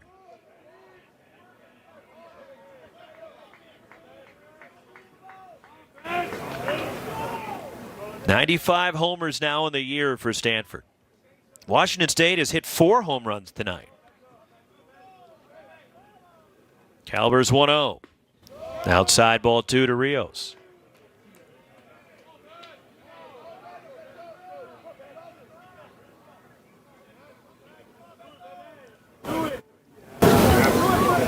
Two and 0 the count. Caden Kalber. There's a high chop off the bat of Rios that trickles foul. And it's 2-1 on Alberto Rios. And boy, pitching with a 2-run lead as opposed to a 1-run lead going to the bottom of the 10th. Should Kalber get out of it here? Gives a little wiggle room for Ryan Bruno.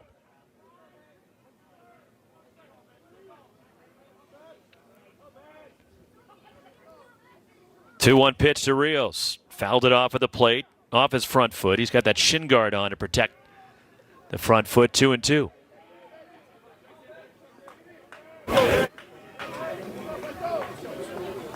Two balls, two strikes. Overshift on for the Cougars defensively.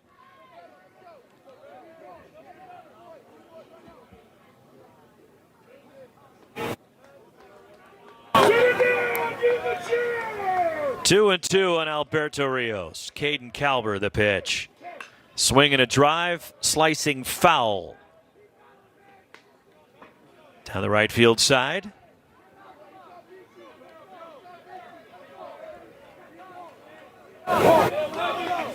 Look how weathered that bat is for Rios. The thing has seen a lot of baseballs this year, and he's squared up a lot of them. Kalber, the 2-2. Swing and Rios reaching for it, pops it up in a tough spot, but it hangs up there for Hainline, who drifts out to make the catch. Side retired, Stanford gets 2. We go to the bottom of the 10th. Stanford 7, Washington State 5.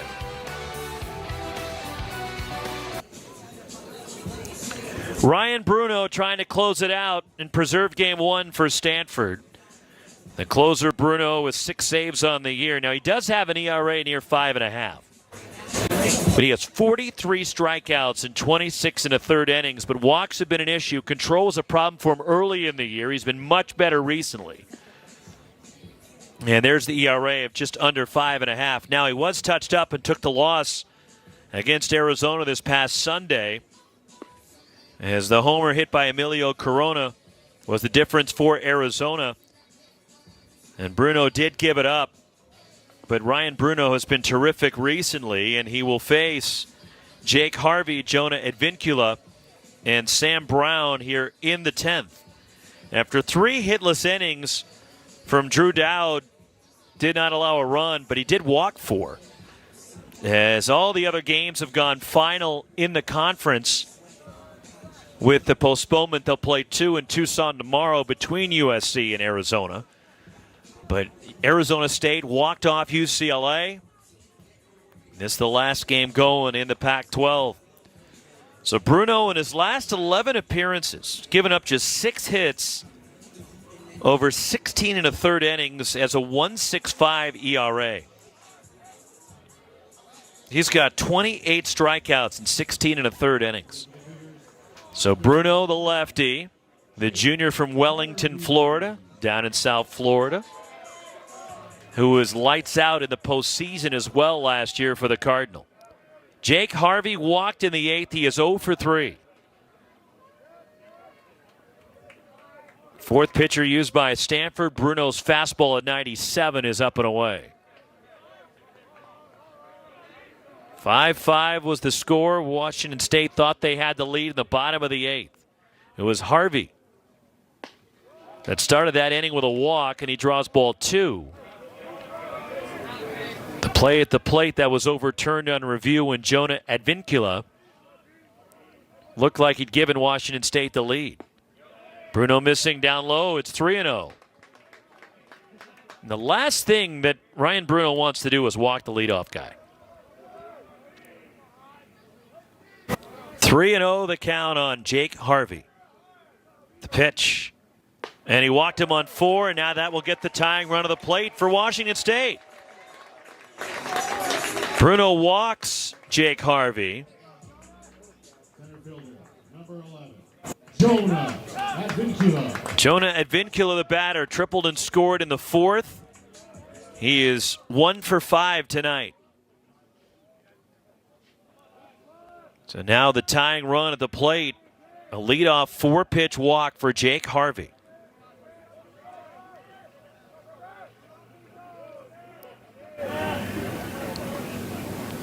Bruno misses again at 95. It's 5 straight balls since coming in.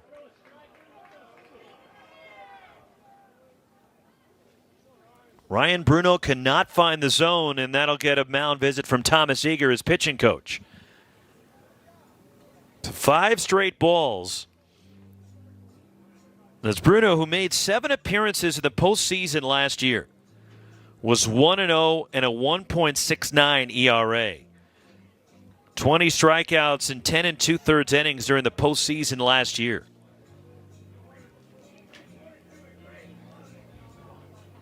So the power arm and the Cougars, who 15 comeback wins this year, so they're used to situations like this, trailing and trying to rally.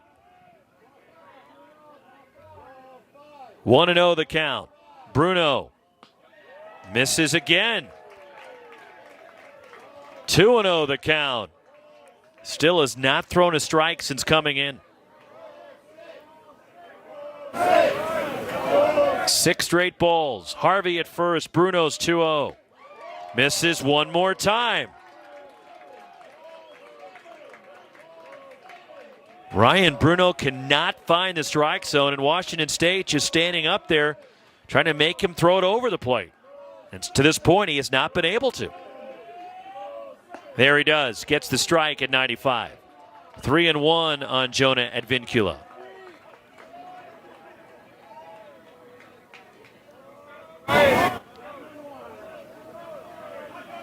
See if he's taking again. Not taking, swinging, and fouled it off. Full count on Advincula.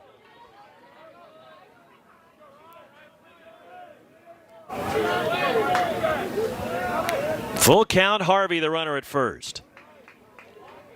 2 strikes. Tommy Troy can back up a bit at third with the speedy Advincula at the plate. Here it comes. And he walked him. And there's 2 on for Washington State. The tying run at first. And the winning run now at the plate. Sam Brown, who homered back in the first, coming up for Wazoo. Back-to-back walks to start the 10th. Sam Brown is driven in 2 tonight.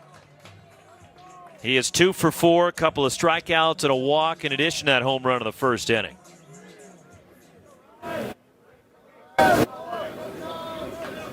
Jake Harvey at second, Jonah Advincula at first base.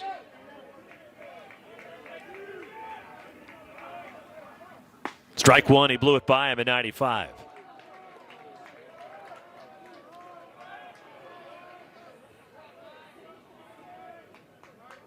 Oh, 0-1 as Brown took a healthy cut. Bruno checks the runners here, and the 1-strike pitch just misses off the outside. 1-1.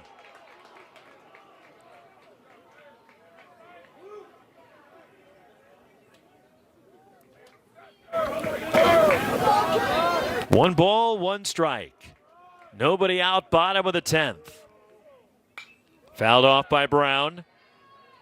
Back-to-back walks for Harvey and Advincula to start the bottom of the 10th after Stanford got homers from Tommy Troy and Braden Montgomery in the top of the inning. 7-5 Cardinal.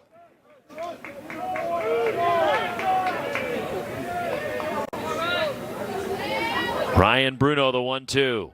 Swing and a miss, tied him up, a fastball up and in. 1 out in the last of the 10th. Here comes Jacob McKeon, who's 4 for 4 with a walk tonight. 2 homers, homered in each of his first 2 at-bats tonight. Left center in the first, left center again in the third, singled in the fourth, singled in the sixth, then was walked intentionally in the 8th. Big night for Jacob McKeon.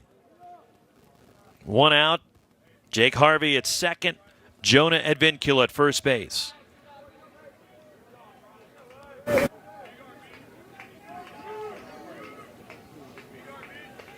Dangerous hitter for Washington State at the plate. Ryan Bruno. Ball 1.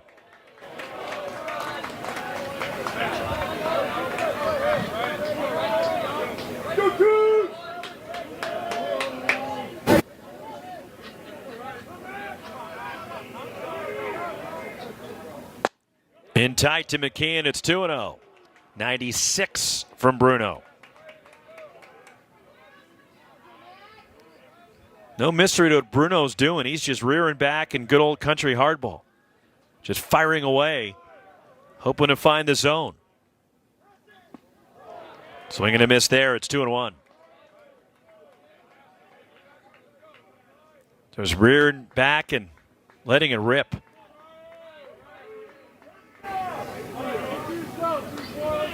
Runners lead for the Cougars. And the 2-1. Fastball is high at 96, 3-1. So now a pitch away from loading him up and putting the winning run on here in the bottom of the 10th. Bryce Matthews on deck for Washington State. Bruno's 3-1. Swinging a ground ball in the left and a base hit. That'll score Jake Harvey. At Vincula hustling over to third. And the tying run at third. The winning run is on for Washington State, 7-6. Jacob McKeon 5 for 5 tonight.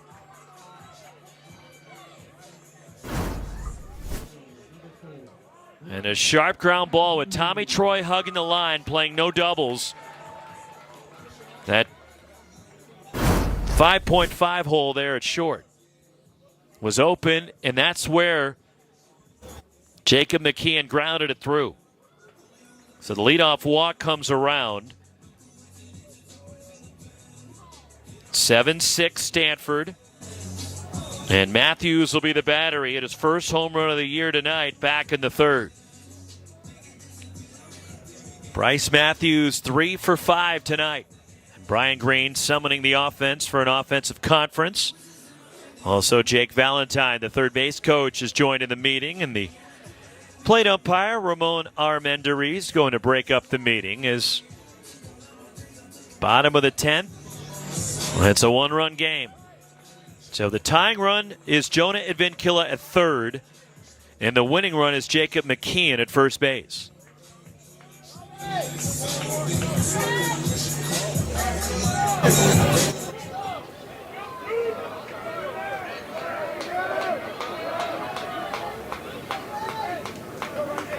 Tommy Troy hugging the line. No doubles defense for Stanford. And now it's cued to make the on-deck batter, Elijah Hainline, skip out of the way in the on-deck circle.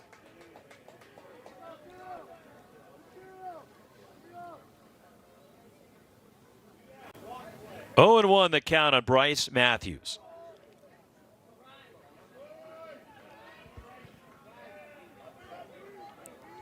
Vincula at third.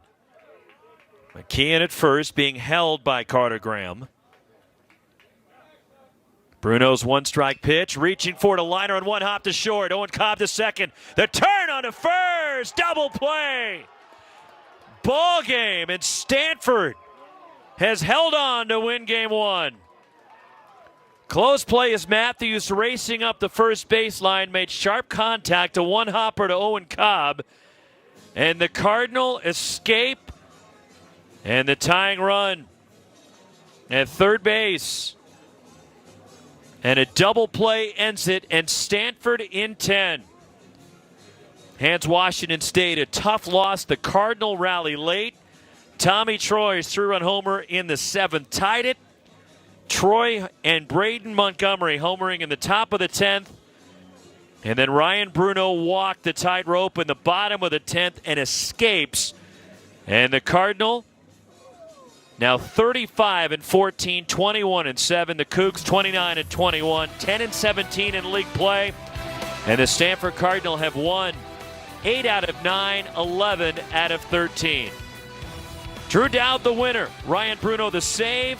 Caden Calver the loss for Washington State. Cougars hit 4 home runs, but Stanford in 10 wins at 7-6. Roxy Bernstein saying so long from Pullman.